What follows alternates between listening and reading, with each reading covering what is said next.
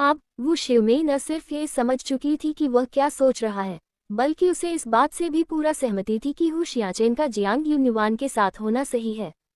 इसलिए उसे जियांग यूनिवान से संपर्क बनाए रखने के लिए किसी और तरीके की जरूरत ही नहीं थी। वू शिवमेई ने हु शियाचेन की बातें सुनी, चेहरे पर थोड़ी हिचकिचाहट आई। साफ दिख रहा था कि वह ये नहीं समझ पाई कि वह क्या कहना चाहता है। रेस्टोरेंट यूनिवान के नाम पर खोला गया है। उसने पहले तुम्हें सच्चाई इसलिए नहीं बताई क्योंकि उसे डर था कि तुम इसे मंजूर नहीं करोगे। इसलिए उसने मुझसे पैसे उधार लिए थे रेस्टोरेंट खोलने के लिए। तो मतलब रेस्टोरेंट तुम्हारा है और मेरा इससे कोई लेना देना नहीं है। तुम्हें अपने बिजनेस के आधे पैसे मुझे देने की कोई जरूरत नहीं है, हु शियाचेन ने साफ साफ समझाया। वू शिवमेई के दिल में और उलझन बढ़ गई। आम लोग तो इतने खुश हो जाते कि रेस्टोरेंट का टर्नओवर इतना अच्छा है, लेकिन हु शियाचेन जैसे किसी का दिल इतना बड़ा हो सकता है जो फायदे की परवाह नहीं करता और किसी योजना में उलझा नहीं है। हु शियाचेन ने उसकी उलझन को देखा और आंखों में हल्की मुस्कान चमकाई और ज्यादा कुछ नहीं कहा। असल में जो वह सोच रहा था वह इस रेस्टोरेंट से कहीं ज्यादा कीमती था। तो अगर तुम भविष्य के मुनाफे में हिस्सा नहीं लेना चाहते तो भी तुम्हारे उधार दिए पैसे लौटने चाहिए, है ना? वू शिवमेई ने पूछा। तुमने यूनिवान को कितने पैसे दिए थे? हु शियाचेन बिल्कुल भी घबरा नहीं, बस हल्की मुस्कान के साथ समझाया, ज्यादा पैसे नहीं थे, मैंने बस उससे कुछ काम करवाया था, दोनों तरफ का हिसाब बराबर हो गया। उसकी बातों का मतलब था थोड़े पैसे थे, चिंता मत करो। वू शिवमेई और पूछती रही, लेकिन हु शियाचेन ने उसे चुपचाप चारों ओर घुमा दिया। सीढ़ियों के पास खड़ी जियांग यूनिवान ने हु शियाचेन की बातें सुनी। उसकी आंखों में कुछ अनजाना सा भाव था। जब वह सीढ़ियां उतरकर उनके पास आई तो उसने जैसे उनकी बातें सुनी ही नहीं, बड़ी आवाज में बोली, ऊपर के दरवाजे और खिड़कियां बंद कर दी गई हैं, अब हम वापस जा सकते हैं। वू शिवमेई ने ये देखकर और कुछ नहीं कहा। उसका ध्यान शायद उनके युवा दिलों की बातें समझने में थोड़ा पीछे रह गया था। हु शियाचेन ने उन्हें वैसे ही वापस छोड़ा, फिर खुद राइड पर निकल गया। जब उसकी पीठ रात में गायब हो गई तो जियांग यूनिवान ने अपनी नजर हटा ली। वू शिवमेई ने उसे देखा, फिर जो उसने हु शियाचेन से पहले कहा था याद आया और उसने पूछा, यूनिवान, तुम्हारी इस बच्चे योयू के बारे में क्या राय है? वैसे भी वू शिवमेई और वान जिक्सन दोनों हु शियाचेन से बहुत संतुष्ट थे। जियांग यूनिवान ने अपनी आंखें 2 बार पलक झपकाईं, जैसे समझ ही न पाए, और पूछा, किस बारे में? वू शिवमेई ने हल्की खांसी की। लगता है जियांग यूनिवान अभी पूरी तरह समझी नहीं, इसलिए उसने और कुछ नहीं कहा। कुछ नहीं, जल्दी ऊपर जाकर आराम कर लो, वू शिवमेई ने कहा। अगले कुछ दिनों में रेस्टोरेंट का बिजनेस अभी भी बहुत अच्छा था, खासकर क्योंकि जियांग यूनिवान ने 2 नई डिश बनाई थी। लोगों ने ये पहले कभी नहीं खाए थे और सबको यह अजीब और नई चीज लगी। यही डिश अब उनके रेस्टोरेंट की पहचान बन गई थी। एक रेस्टोरेंट के लिए जरूरी है कि उसके पास हमेशा रहने वाली सिग्नेचर डिशेस हों। इसके अलावा स्पेस में उगाई गई सब्जियां बाहर की सब्जियों से कहीं बेहतर थीं, इसलिए बिजनेस हमेशा अच्छा ही चलता रहा। जियांग यूनिवान ने देखा कि बिजनेस इतना अच्छा चल रहा है और वू शिवमेई और बाकी लोग धीरे धीरे इसमें माहिर होते जा रहे हैं, तो वह अपने दिल में बहुत खुश थी। इस तरह उसे अब हर बार वहां जाने की जरूरत नहीं थी। जैसे जैसे सब्जियों की मात्रा बढ़ रही थी, उसने एक छोटा सा, उसके घर के पास एक गोदाम था जहां उसने खुद के लिए एक चाबी रखी और वो शिवमेई को दूसरी चाबी दे दी। इस तरह जब वह हर सुबह स्कूल जाने के लिए उठती, वह उस दिन की जरूरत के हिसाब से सब्जियां छोटे गोदाम में रख देती और जब वो शिवमेई 9 बजे के बाद काम पर जाती तो वह गोदाम खोलकर सब्जियां ले लेती। हालांकि वो शिवमेई को नहीं पता था कि ये सब्जियां जियांग युवान रख रही थी। उसे बस यही लगता था कि ये सब्जियां सब्जी वाले ने ही रखी हैं। जल्दी ही अक्टूबर का मध्य आ गया और उस दिन सोमवार था। जैसे ही जियांग युवान कक्षा में पहुंची, उसने देखा कि छात्र आपस में आवेदकों के बारे में बात कर रहे थे। उनकी बातों से जियांग युवान को पता चला कि इस हफ्ते बाउसों के लिए कोटा तय हो गया है। जैसे ही उसने नाम सुने, जियांग युवान का हाथ अचानक रुक गया। वो एक लड़का था जिसके बारे में उसने बस नाम सुना था, लेकिन कभी देखा नहीं। जियांग युवान की भौहें सिकुड़ गईं। याददाश्त में ये लड़का टॉप 5 में भी मुश्किल से आता था। आमतौर पर उसकी रैंकिंग 9 या 10 के आसपास रहती थी। और वैसे भी क्या कहा नहीं गया था कि कोटा दिसंबर के अंत में तय होगा। अब अचानक क्यों तय हो गया? जियांग युवान को गहरा आश्चर्य हुआ। उसने उठकर कक्षा अध्यापक के ऑफिस में जाकर अपनी उलझन बताई। क्लास टीचर भी हैरान थे। उन्हें भी पहले जो जानकारी मिली थी उसके मुताबिक कोटा दिसंबर में ही तय होना था। उन्हें समझ नहीं आया कि अब अचानक ऐसा क्यों हो गया। और सबसे बड़ी बात, वो छात्र टॉप ग्रेड वाला भी नहीं था। हालांकि इस लोहे और स्टील फैक्ट्री की हाई स्कूल में कोटा केवल 2-3 सालों से ही दिया जा रहा है। पिछले 2 छात्रों की स्थिति यह रही कि वे हमेशा नंबर 1 रहते थे। ये छात्र नैतिकता, बुद्धि, शारीरिक और श्रम में सब में अच्छे थे। तो इस साल नीति में अचानक बदलाव क्यों हो गया? मैं चाहता था कि तुम मेहनत करो, लेकिन लगता है अब सिफारिश की उम्मीद कम है। हेड टीचर ने अफसोस भरी नजरों से कहा। हालांकि अभी भी कॉलेज एंट्रेंस एग्जाम है। तुमने आधे साल से मेहनत की है। अगर कोशिश की तो हॉकिंग यूनिवर्सिटी में दाखिला मिल सकता है, नेशनल यूनिवर्सिटी से बेहतर। जियांग युवान ने तुरंत हेड टीचर की बात समझ ली और बोली, सिफारिश के कोटे नेशनल यूनिवर्सिटी के लिए हैं। आप हॉकिंग यूनिवर्सिटी नहीं कह रहे। नेशनल यूनिवर्सिटी देश की दूसरी रैंक वाली यूनिवर्सिटी थी, इसलिए हॉकिंग यूनिवर्सिटी के मुकाबले कम नहीं थी। हेड टीचर ने हाथ हिलाया। इस साल हमारे स्कूल में हॉकिंग यूनिवर्सिटी का कोई कोटा नहीं है। जियांग युवान ने उनके शब्द सुने, हल्का सिर हिलाया और बिना कुछ कहे चली गई। हालांकि सिफारिश का कोटा खत्म हो गया, लेकिन चूंकि ये नेशनल यूनिवर्सिटी का कोटा था, इसलिए इतनी बड़ी बात नहीं थी। फिलहाल की स्थिति में हॉकिंग यूनिवर्सिटी के लिए अभी भी मौका था, इसलिए उसने सिफारिश के कोटे की चिंता छोड़ दी। आखिर उससे भी कोई ज्यादा बेचैन था। पहले उसकी सामान्य रैंकिंग दूसरे या तीसरे स्थान के बीच होती थी। हालांकि उनका स्कूल प्रांतीय मुख्य स्कूल नहीं था, फिर भी टॉप 3 छात्र पूरे प्रांत में नाम कमा सकते थे। हर साल हॉकिंग यूनिवर्सिटी प्रांतीय राजधानी से कई छात्र भर्ती करती है। इसका मतलब है अगर टॉप 5 सामान्य प्रदर्शन करें तो बिना सिफारिश के भी हॉकिंग यूनिवर्सिटी में दाखिला लेना सामान्य बात है।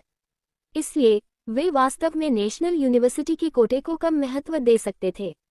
बाकी छात्र जिन्हें हॉकिंग यूनिवर्सिटी के लिए थोड़ा कठिनाई होती, उनके लिए नेशनल यूनिवर्सिटी सबसे अच्छा विकल्प था। अब उन्हें पहले से कोटा मिलने का मौका मिल गया, लेकिन बिना कारण किसी और को पहले क्यों देना, ये सोचकर उनके अंदर बेचैनी थी।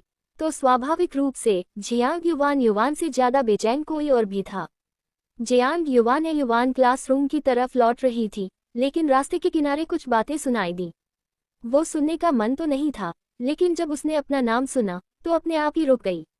उसने आवाज की तरफ देखा और देखा कि बात कर रही लड़की वान निंग थी, वही प्रिंसिपल की पोती जिसने जेग मेजू को जियांग युवान के बारे में पूरे कैंपस में अफवाहें फैलाने को कहा था।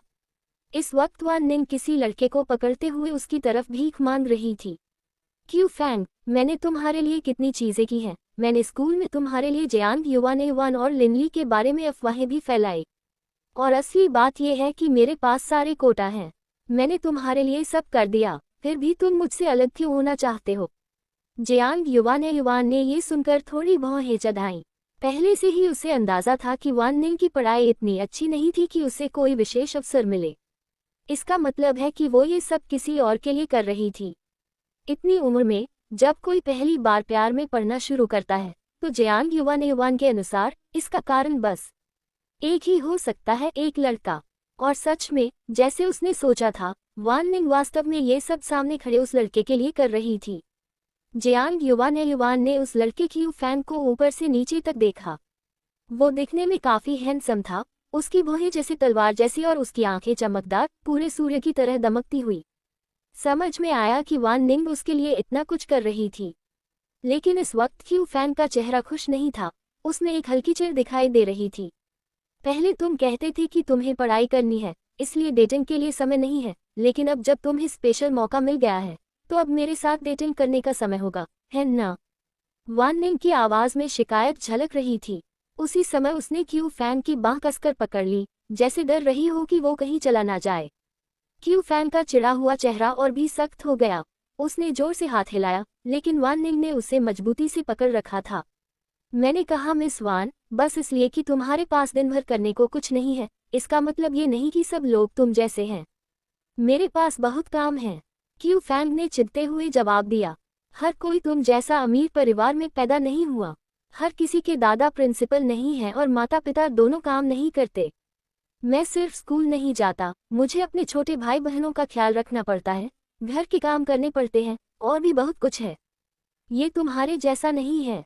मेरा परिवार खाना पानी की चिंता नहीं करता। जियांग युवान ने ये सुनकर समझ लिया कि क्यू फैंग की आत्मसम्मान बहुत कम है। वो बार बार वान निंग के परिवार का जिक्र कर रहा था। वान निंग ने तुरंत कहा, तो मैं तुम्हारा समय खरीद लूंगी। बस तुम मेरे साथ रहो, मैं जितना चाहूं खर्च कर सकती हूँ। जियांग युवान हैरान रह गई। वान निंग सोचती थी कि लड़का इससे खुश होगा, इससे तो उसके अंदर की असुरक्षा और बढ़ जाएगी और वो उससे और दूर हो जाएगा। जैसे कि उसने सोचा था, वान निंग की ये बात सुनते ही क्यू फैंग बिल्कुल जैसे कोई बिल्ली जिसकी पूंछ दबा दी गई हो, झटका लेकर अपनी बांह खींचने लगा। उसने गुस्से में कहा, तुम मुझे क्या समझती हो? क्या मैं कोई चीज हूँ जिसे तुम खरीद फरोख्त कर सकती हो? क्यू फैंग को देखते ही वान निंग घबरा गई। उसे समझ ही नहीं आया कि उसने ऐसा क्या कह दिया जो उसे इतना गुस्सा दिला गया। नहीं, मेरा मतलब वो नहीं था। वान निंग ने तुरंत मना करते हुए सिर हिलाया। ची फैंग ने ठंडी निगाहों से उसे देखा। भले ही मैं भूख से मर जाऊं, मैं तुम्हारे दिखावे वाले बदबूदार पैसों को नहीं लूंगा। इतना कहकर उसने वान निंग को जोर से धक्का दिया और चलता बना। वेनिंग अपने पैर पर टिक नहीं पाए, असंतुलित होकर सीधे पीछे गिर पड़ी। लेकिन उसकी हाथों ने किसी सहारे को पकड़ने की कोशिश नहीं की, बल्कि उसने अपने पेट को अपने आप बचाने की कोशिश की। जियांग युवान ने ये देखकर अपने भौं हितने, क्या वाकई वान निंग गर्भवती है? उसके दिमाग में ये ख्याल आया। ये सोचते ही जियांग युवान ने उत्सुकता छोड़ दी और तुरंत दौड़कर उसके हाथ पकड़ने की कोशिश की। लेकिन चाहे उसकी गति कितनी भी तेज थी, वान निंग के गिरने को रोक पाना संभव नहीं था। बस ऐसे ही वान निंग सीधे जमीन पर गिर पड़ी। ची फैंग को बिल्कुल उम्मीद नहीं थी कि उसने इतना हल्का धक्का देकर उसे गिरा दिया।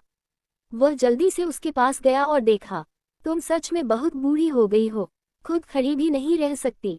मैंने हल्का सा धक्का दिया और तुम गिर गई, ची फैंग ने शिकायत करते हुए कहा।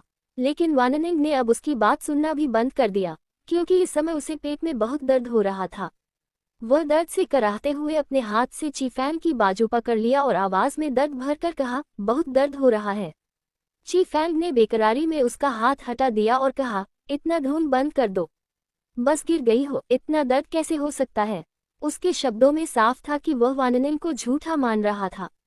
ये सुनकर जियांग युवान अब और सहन नहीं कर सकी और उसने सीधे उसकी तरफ बढ़कर उसके चेहरे पर मुक्का मार दिया। ची फैंग दर्द में चिल्लाया। वह जहां मारा गया था वहां हाथ रखकर, सिर घुमाकर जियांग युवान की ओर गुस्से से देखा, तुम कौन हो? मुझे क्यों मारा? जियांग युवान ने उसे ठंडी निगाहों से देखा और कहा, तुम खुद दर्द जानते हो ना? तुम्हें नहीं दिखा कि वह दर्द से लगभग बेहोश हो रही थी?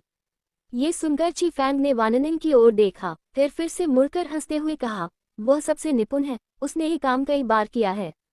खैर, किसी भी हालत में उसे वान निंग पर भरोसा नहीं था। ये देख जियांग युवान ने उसका फिर से चेहरा मारा। अगर तुम और देर करोगे तो तुम्हारे सामने 2 लोग मर भी सकते हैं। जियांग युवान गुस्से में चिल्लाए। जियांग युवान की यह बात सुनकर ची फैंग जैसे दिमाग पर चोट लग गई हो। वह चौंक कर उसे देखने लगा। तुमने क्या कहा? ची फैंग हकलाते हुए बोला। जियांग युवान ने ठंडी हंसी के साथ कहा, तुम्हें खुद नहीं पता कि तुमने क्या किया, फिर भी अपने आप को सही साबित कर रहे हो। ची फैंग हैरानी में वान निंग की ओर देखने लगा। वह पेट को कसकर पकड़ रही थी, जैसे अभी अभी समझ में आया हो, और ची फैंग की ओर भागकर मदद करने लगा। वान निंग, तुम ठीक तो हो? उसकी आवाज में घबराहट और डर साफ था। वान निंग ने उसकी बात का जवाब नहीं दिया, बस सिर हिलाती रही और बेहोशी में बड़बड़ाए, बहुत दर्द हो रहा है, बहुत दर्द। जियांग युवान ने ची फैंग के हैरान चेहरे को देखा और ठंडी आवाज में कहा, तुम अभी भी मूर्ख हो। अगर तुम ऐसे करते रहे तो वह जल्दी मर भी सकती है। जियांग युवान की धमकती हुई आवाज सुनकर की फैंग थोड़ा घबराया और उसकी तरफ मुड़कर देखने लगा। ठीक है, क्या तुम मेरी मदद करोगी? जियांग युवान की आंखों में कोई भाव नहीं था, बस उसने ठंडी हंसी के साथ कहा, क्या बच्चा मेरा है? की फैंग का चेहरा तुरंत लाल हो गया।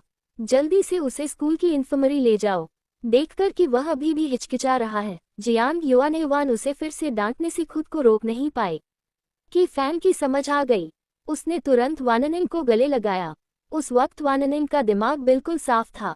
उसने की फैंग की बांह को मजबूती से पकड़ा और भीख मांगती हुई आवाज में बोली, स्कूल के डॉक्टर के पास मत जाना। जियांग युआन ने युआन और की फैंग दोनों जानते थे कि वह इस डर से ऐसा कह रही थी कि स्कूल का डॉक्टर उसके दादा को सब बता देगा। उस वक्त अगर वान प्रिंसिपल को पता चला तो चाहे उसे मार भी न डाला जाए, उसकी हालत बहुत बुरी होगी। बाहर सब लोग उसका साथ दे रहे थे, लेकिन घर में उसका रुतबा सबसे कम था। अगर दादा को पता चला कि उसने इतना बड़ा झटका खा लिया तो वाननिंग सच में कांपने लगी। कि फैंग ने भी ये सोच लिया, अगर प्रिंसिपल वान को पता चला कि उसने अपनी पोती की हालत बिगाड़ दी तो चाहे इस बार कितनी भी सिफारिशें हों, कॉलेज की परीक्षा देना या पास होना भी मुश्किल हो जाएगा। तो अब मैं क्या करूं? कि फैंग ने जियांग युआन की तरफ देखते हुए मदद मांगी। जियांग युआन ने कंधे उचकाए और कहा कि उसे कुछ नहीं पता और वह मदद भी नहीं कर सकती। वाननिंग ने दोनों हाथों से की फैंग की बाह कसकर पकड़ ली और कहा, नीचे पास ही एक छोटी क्लिनिक है, मुझे वहीं ले चलो। कि फैंग को तुरंत याद आया, उसने वाननिंग को उठाया और बाहर की तरफ दौड़ने लगा। वाननिंग ने सिर घुमाकर जियांग युआन की ओर देखा। जियांग युआन ने भी नजरें हटा ली और क्लासरूम की तरफ चल दी। शाम को जब वह रेस्तरां आए तब व्यापार थोड़ी अच्छा चल रहा था। दोनों वेटर व्यस्त थे और उसे देखकर नमस्ते कहा। देखकर कि हो शियाचेन भी वेटर की तरह काम कर रहे थे, उसने जोर से पूछा, तुम इतनी जल्दी क्यों आए? हो शियाचेन ने हल्के से सिर हिलाया, बस कुछ खास नहीं था, इसलिए देखने आ गया। वो शिवमेई पीछे की किचन से निकली। उसने सुना और अजीब निगाहों से पूछा, क्या तुम दोनों ने मेकअप क्लास नहीं की थी? फिर तुम दोनों यहाँ आ गए और ऐसा सवाल क्यों पूछ रहे हो? जियांग युआन और हो शियाचेन एक दूसरे को देखने लगे। वे भूल गए थे कि पहले वह देर से घर आई थी क्योंकि उसे हो शियाचेन के साथ मेकअप क्लास करनी थी। वो शिवमेई की शक भरी निगाह देखकर जियांग युआन घबराए नहीं और जोर से बोली, अभी मुझे कुछ काम था इसलिए अलग हो गए और वह पहले यहाँ आ गया। ये सुनकर वो शिवमेई ने दोनों को एक बार टोक कर देखा, फिर कुछ नहीं कहा, बस हल्का सिर हिलाकर अंदर चली गई। जियांग युआन ने राहत की सांस ली। ये देख वो शियाचेन हंस पड़े और बोले, एक झूठ को ढकने के लिए अनगिनत झूठ बोलने पड़ते हैं। जियांग युआन ने सिर्फ होठों के कोने को खींचते हुए कुछ नहीं कहा और काम शुरू कर दिया। खाना खाने का समय हो गया था तो सबने मिलकर खाने के लिए बैठ गए।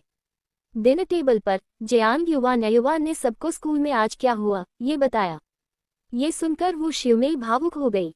उसने कहा, ये लड़की खुद का ख्याल अच्छे से रखे, इन लड़कों की मीठी बातें देखकर फंस न जाए, वरना फिर कोई हादसा हो गया और उसका शरीर भी चोट खा सकता है। बोलते हुए उसने हु शियानचेन की ओर एक खास निगाह डाली। हु शियानचेन ने हल्की मुस्कान दी लेकिन कुछ नहीं कहा। आखिर में न सिर्फ मैं खुद को चोट पहुंचाऊंगी बल्कि मेरे माता पिता भी दुखी होंगे, वो शिवमेई ने आगे कहा। जियांग युआन चुप रही। वो महसूस कर सकती थी कि वाननिंग का घर का हाल बहुत खराब होगा। असल में उसने ये बात पिछली बार जब वो प्रिंसिपल वान के ऑफिस में थी तभी महसूस कर ली थी। वाननिंग की प्रिंसिपल वान से डर सामान्य पोती के डर से कहीं ज्यादा था। इस बार अगर प्रिंसिपल वान को सच में उसकी प्रेगनेंसी का पता चल गया तो क्या होगा, उसे समझ नहीं आ रहा था। वैसे वो रेकमेंडेड कोटा वाली बात कैसी है? वो शिवमेई ने फिर पूछा। जियांग युआन ने उसे संक्षेप में समझाया। तो इसका मतलब ये हुआ कि रेकमेंडेड कोटे के साथ 100% पक्की बात है कि यूनिवर्सिटी जा सकती है ना? या नस? जियांग युआन ने हाँ में सिर हिलाया। पहले कहा गया था कि ये हुआ कि यूनिवर्सिटी का रेकमेंडेशन कोटा है, मैं इसके लिए कोशिश करने वाली थी, लेकिन फिर मुझे नहीं पता क्यों ये नेशनल यूनिवर्सिटी ऑफ चाइना में बदल गया। कितना अफसोस की बात है, वू शिवमेई ने भावुक होकर कहा।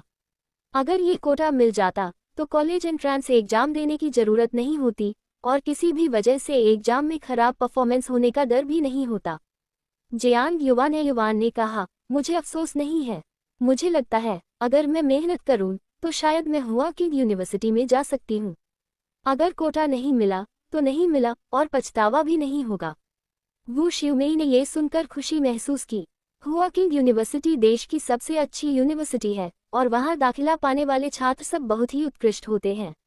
अगर जियांग युआन सच में वहां दाखिला लेती है तो वो रेस्टोरेंट में कई टेबल लगाकर अपने सारे रिश्तेदार और दोस्तों को बुलाएगी। सच में? वो शिवमेई ने जोर से पूछा। जियांग युआन ने सिर हिलाया। लेकिन अगर हुआ कि यूनिवर्सिटी का रेकमेंडेशन कोटा मिल जाता तो कम से कम आधा साल तो बचता, जियांग युआन ने धीरे से कहा। वू शिवमेई का चेहरा अचानक उदास हो गया। हाँ, जब तुम कॉलेज जाओगी, हमें साल में कितनी बार मिलना मिलेगा, कौन जानता है। हुआकिंग यूनिवर्सिटी क्योटो में है, और वहाँ की दूरी कई किलोमीटर है। जियांग युवान ने उसका उदास चेहरा देखा और मुस्कुराते हुए कहा, जब समय आएगा, तुम लोग भी मेरे साथ वहाँ चलोगे ना। वू शिवमेई ने सिर हिलाया, लेकिन कुछ नहीं कहा। इतना आसान नहीं है, उन्होंने सील सिटी में पूरी जिंदगी बिताई है, इतने आसानी से कैसे जा सकते हैं। और ऊपर से रेस्टोरेंट भी है, इस वजह से और भी मुश्किल है। जो चीजें ठीक नहीं हैं, उन्हें ऐसे टालते हैं जैसे कल अलग होने वाले हैं। वान जिक्सन हंसते हुए बोली, कल की फिक्र कल करते हैं। वान जिक्सन की बात सुनकर सब हंस पड़े। खाना खाकर कुछ लोग घर जाने की तैयारी करने लगे। जब वू शिवमेई और बाकी लोग दरवाजा बंद कर रहे थे, हु श्यानचिन ने जियांग युवान से कहा, अगर तुम चाहो तो तुम्हें जगह की गारंटी देने का एक और रास्ता है। ये सुनकर जियांग युवान ने उसकी तरफ जिज्ञासा भरी नजरों से देखा। कौन सा रास्ता? हु श्यानचिन ने उसे घूरते हुए देखा और फिर कहा, ओलंपियाड में हिस्सा लो। 20 साल से कम उम्र के हाई स्कूल छात्र ओलंपियाड में भाग ले सकते हैं, और जियांग युवान के लिए ये बिल्कुल सही है। जियांग युवान को ओसे के बारे में ज्यादा जानकारी नहीं थी। असल में तुम्हारे स्कूल को ही रजिस्ट्रेशन करवाना चाहिए था, लेकिन क्योंकि तुम्हें पता नहीं है, इसका मतलब है कि तुम्हारा स्कूल इसमें हिस्सा नहीं ले रहा, हुआ श्यानचेन ने धीरे से कहा। पिछले 2 सालों में एक ओलंपियाड हुआ था, जो अभी ज्यादा लोकप्रिय नहीं था। साथ ही प्रतियोगिता के सवाल काफी मुश्किल थे, और पूरे देश के टॉप स्टूडेंट्स इसमें हिस्सा लेते थे। अगर उनकी क्षमता कम थी, तो शायद 7वीं क्लास के बच्चे प्रांतीय प्रतियोगिता तक भी नहीं पहुंच पाते। असल में जियांग युवान को लगता था कि उसे अपनी रोजमर्रा की पढ़ाई के लिए भी पूरा समय नहीं मिलता, ऐसे में किसी ओलंपियाड के सवालों की तैयारी करना तो दूर की बात थी, प्रतियोगिता का मौका उन्हें शायद ही मिले। यही वजह थी कि जियांग युवान को इस तरह की विषय आधारित प्रतियोगिताओं के बारे में ज्यादा जानकारी नहीं थी। कई विषयों में ओलंपियाड होते हैं, लेकिन फिलहाल सिर्फ गणित, भौतिकी और रसायन विज्ञान में ही हाकिंग में सिफारिश के लिए मौका मिलता था। रसायन विज्ञान का सामान्य प्रीलिमिनरी जुलाई और अगस्त में होना चाहिए, और गणित इस महीने में है। प्रीलिमिनरी राउंड के बीच में शायद तुम पकड़ नहीं पाओगी, हुआ श्यानचेन सोचते हुए बोले। कुछ देर रुककर उन्होंने आगे कहा, भौतिकी का समय मुझे अभी पता नहीं है। जब मैं वापस जाऊंगा तो तुम्हारे लिए देख लूंगा। जियांग युवान ने हल्का सा सिर हिलाया। ठीक है, तो मैं कल अपने क्लास टीचर से ओलंपियाड के बारे में पूछूंगी। हुआ श्यानचेन ने और कुछ नहीं कहा। जब वू शिवमेई और बाकी लोग नीचे आकर रेस्टोरेंट का दरवाजा बंद करने लगे, तो वे घर जाने के लिए तैयार थे। हुआ श्यानचेन ने उन्हें घर पहुंचाया, फिर अपनी मोटरसाइकिल पर बैठकर वापस चला गया। हुआ श्यानचेन के जाते हुए देख वू शिवमेई ने पूछा, तुम दोनों अभी क्या बात कर रहे थे? मैंने सुना तुम्हारे बीच प्रतियोगिता की बात हुई थी। जियांग युवान ने हल्का सा सिर हिलाया। कहा गया कि यह विषय आधारित प्रतियोगिता है, और इसमें सिफारिश के लिए जगहें मिल सकती हैं। वू शिवमेई ने तुरंत पूछा, कौन सी प्रतियोगिता? क्या ये तुम्हारी पढ़ाई में देर करेगी? जियांग युवान ने सिर हिलाया। मुझे नहीं पता कि मुझे रजिस्टर किया जा पाएगा भी या नहीं, जब पता लगेगा तब बात करेंगे। वू शिवमेई को इन सब चीजों की ज्यादा जानकारी नहीं थी, इसलिए उसने और सवाल नहीं किए। अगले दिन जब जियांग युवान स्कूल गई, तो वह अपने हेड टीचर से ओलंपियाड के बारे में पूछने गई। लेकिन हेड टीचर ने इतने सालों तक क्लास ली थी, लेकिन कभी ऐसी प्रतियोगिता में हिस्सा नहीं लिया, इसलिए वो समझ नहीं पाए कि जियांग युवान क्या कह रही थी। उन्होंने बस इतना कहा कि देखो कि क्या संभव है। जियांग युवान ऑफिस से बाहर आए और अपनी क्लास में लौट गई। शाम को स्कूल खत्म होते ही जैसे ही वह गेट से बाहर निकली, उसने देखा कि हुआ श्यानचेन थोड़ी दूरी पर खड़ा है। हुआ श्यानचेन, जो दिखने में बेहद आकर्षक था, अपनी मोटरसाइकिल के सहारे टिका हुआ था और जल्दी ही सबका ध्यान अपनी ओर खींच लिया। कई लड़कियां उसे देख रही थीं, चुपचाप कुछ बातें कर रही थीं, और उनके चेहरे पर शर्मीली मुस्कान थी। असल में अच्छे दिखने वाले लोग हर जगह ध्यान खींचते हैं। हुआ श्यानचेन ने जियांग युवान को देखा, तुरंत सीधे खड़ा हुआ और उसे हाथ हिलाकर बुलाया। उसकी हरकतें देखते ही सभी की निगाहें जियांग युवान की ओर मुड़ गईं। जियांग युवान ने 2 तेज कदम बढ़ाए और उसकी ओर चली गई। तुम यहाँ कैसे? जियांग युवान ने जोर से पूछा। हुआ श्यानचेन मुस्कुराया और बोला, पहले बाइक पर बैठो, मैं तुम्हें घर छोड़ दूंगा। जियांग युवान कुछ नहीं बोली और मोटरसाइकिल की पीछे की सीट पर बैठ गई। रास्ते में हु शियानचेन ने ये बताया कि वो क्यों जियांग युआन के पास आया था। उसने ओलंपियाड का समय चेक कर लिया था। अब जबकि जियांग युआन विषय के लिए फिट हैं, बस फिजिक्स बाकी है। प्रिलिमिनरी कंपटीशन की तारीख इस महीने के अंत में रखी गई है। अगर अभी साइन अप किया जाए तो अभी भी समय है। हु शियानचेन की बात सुनकर जियांग युआन ने फिर पूछा, लेकिन हमारी स्कूल शायद इस प्रतियोगिता के लिए योग्य नहीं है। क्या मैं खुद से साइन अप कर सकती हूँ? हु शियानचेन ने हल्की मुस्कान के साथ कहा, मैं एक ऐसे शिक्षक को जानता हूँ जो फिजिक्स कंपटीशन क्लासेस में स्पेशलाइज्ड हैं। मैं तुम्हें उनकी कोटा में जोड़वा दूंगा। जियांग युआन ने ये सुनकर अचानक राहत महसूस की। वाकई हु शियानचेन हमेशा भरोसेमंद रहा है। किसी भी बात में अगर उसे छोड़ दो तो मन शांत हो जाता है। तुम साइंस पढ़ रही हो, अब बस फिजिक्स बाकी है। मैं नहीं जानता तुम्हारे फिजिक्स के नंबर आमतौर पर कैसे रहते हैं। अभी कुछ दिन ही बचे हैं। मैं चाहता हूँ कि तुम्हें ध्यान से रिव्यू करवा दूँ, फिर पहले 2 एग्जाम्स के टेस्ट पेपर्स कराएंगे। सभी विषयों में जियांग युआन के फिजिक्स नंबर थोड़े कम थे, लेकिन उसकी याददाश्त अब पहले जैसी नहीं है। फिर भी वो कोशिश करना चाहती थी। ठीक है, जियांग युआन ने सहमति में कहा।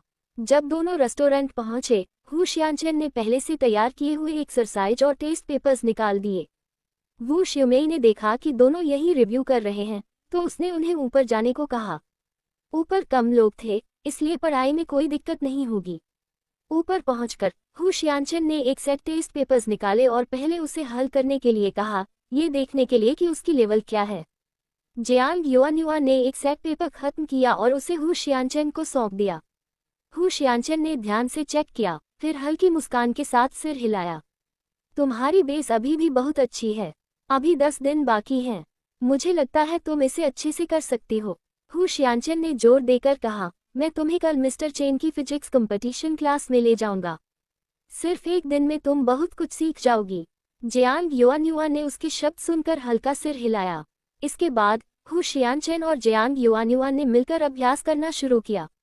जब जियांग युआन किसी सवाल को नहीं समझती, हु शियानचेन उसे बड़े ध्यान से समझाता।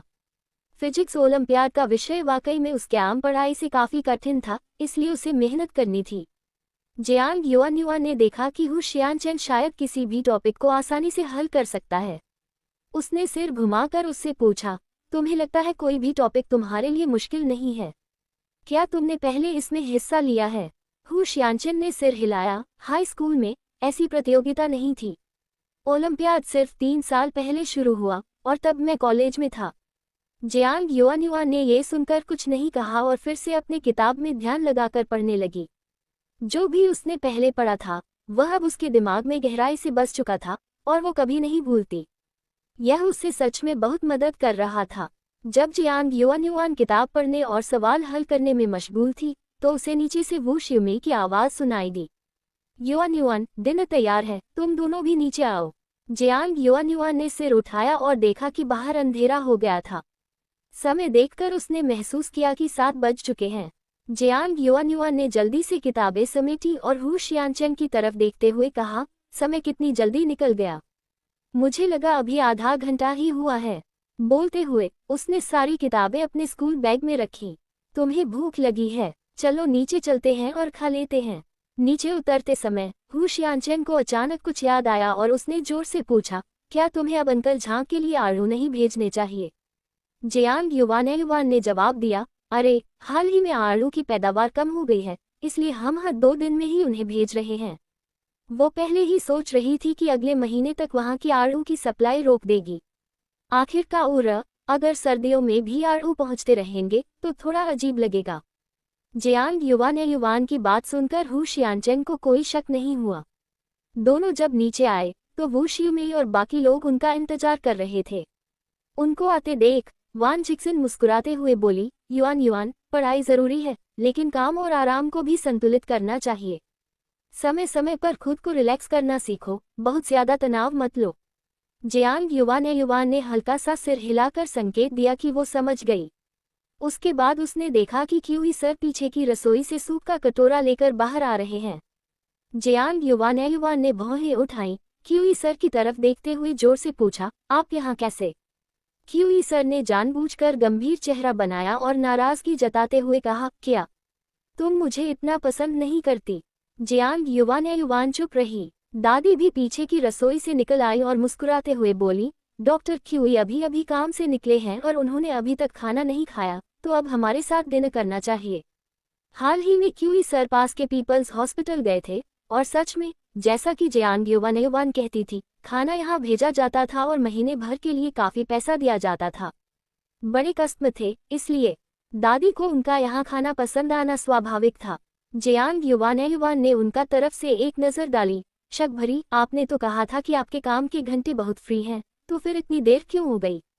क्यूई सर ने हल्का सा खांसा और जियांग युवान की आंखों में नहीं देखा, बस धीरे से कहा, आज मैं आफ्टरनून शिफ्ट पर था। जियांग युवान उनके अपराधबोध भरे चेहरे को देखकर बोलने ही वाली थी कि दादी ने उसे रोक दिया। अरे बच्ची, डॉक्टर क्यूई का पीछा क्यों कर रही हो? उसने महीने भर के लिए खाना मंगाया है, तो जब चाहे खा सकते हैं। आओ बैठो। दादी मुस्कुराई और सोच रही थी कि जियांग युवान की बच्ची जैसी बातें बड़े कस्म को नाराज न कर दें। डॉक्टर क्यूई, परेशान मत होइए, ये छोटी लड़की है, दादी ने हंसते हुए कहा। ये सुनकर क्यूई सर जल्दी से हाथ हिलाकर बोले, मैं बूढ़ा आदमी हूँ, मुझे ऐसी छोटी लड़की की बातों से क्या फर्क पड़ेगा? और कहते हुए उन्होंने जियांग युवान की ओर घूरा। जियांग युवान ने होठों के कोने टेढ़े किए और बिना कुछ कहे अपनी सीट पर बैठ गई। खाने के लिए वहां बहुत लोग थे, इसलिए लाओ झांग ने भी सारी बची हुई डिशेस बना दी। वैसे भी कल तक ये ताज़ा नहीं रहेंगे, इसलिए रात में ही सबको फ्राई कर दिया और खा लिया। दिन के बाद वान झिक्सन ने क्यूई सर को हॉस्पिटल की फैमिली बिल्डिंग तक छोड़ दिया। हु शियानचेन ने पहले जियांग युवान और दादी को घर तक छोड़ा। जाते समय उसने जियांग युवान से कहा, कल स्कूल के बाद मैं तुम्हें स्कूल से उठाऊंगा और फिर टीचर चेन से मिलने ले जाऊंगा। जियांग युवान ने हल्का सा सिर हिलाया, सड़क पर सावधानी रखने के लिए कहा और उसे विदा किया। दादी ने हु शियानचेन के जाते हुए कंधे को देखते हुए भावुक होकर कहा, मुझे ये बच्चा बहुत पसंद है, छोटू हूँ। जियांग युवान ने उसकी तरफ से नजर डाली, कुछ नहीं बोली और दादी की मदद करके ऊपर ले गई।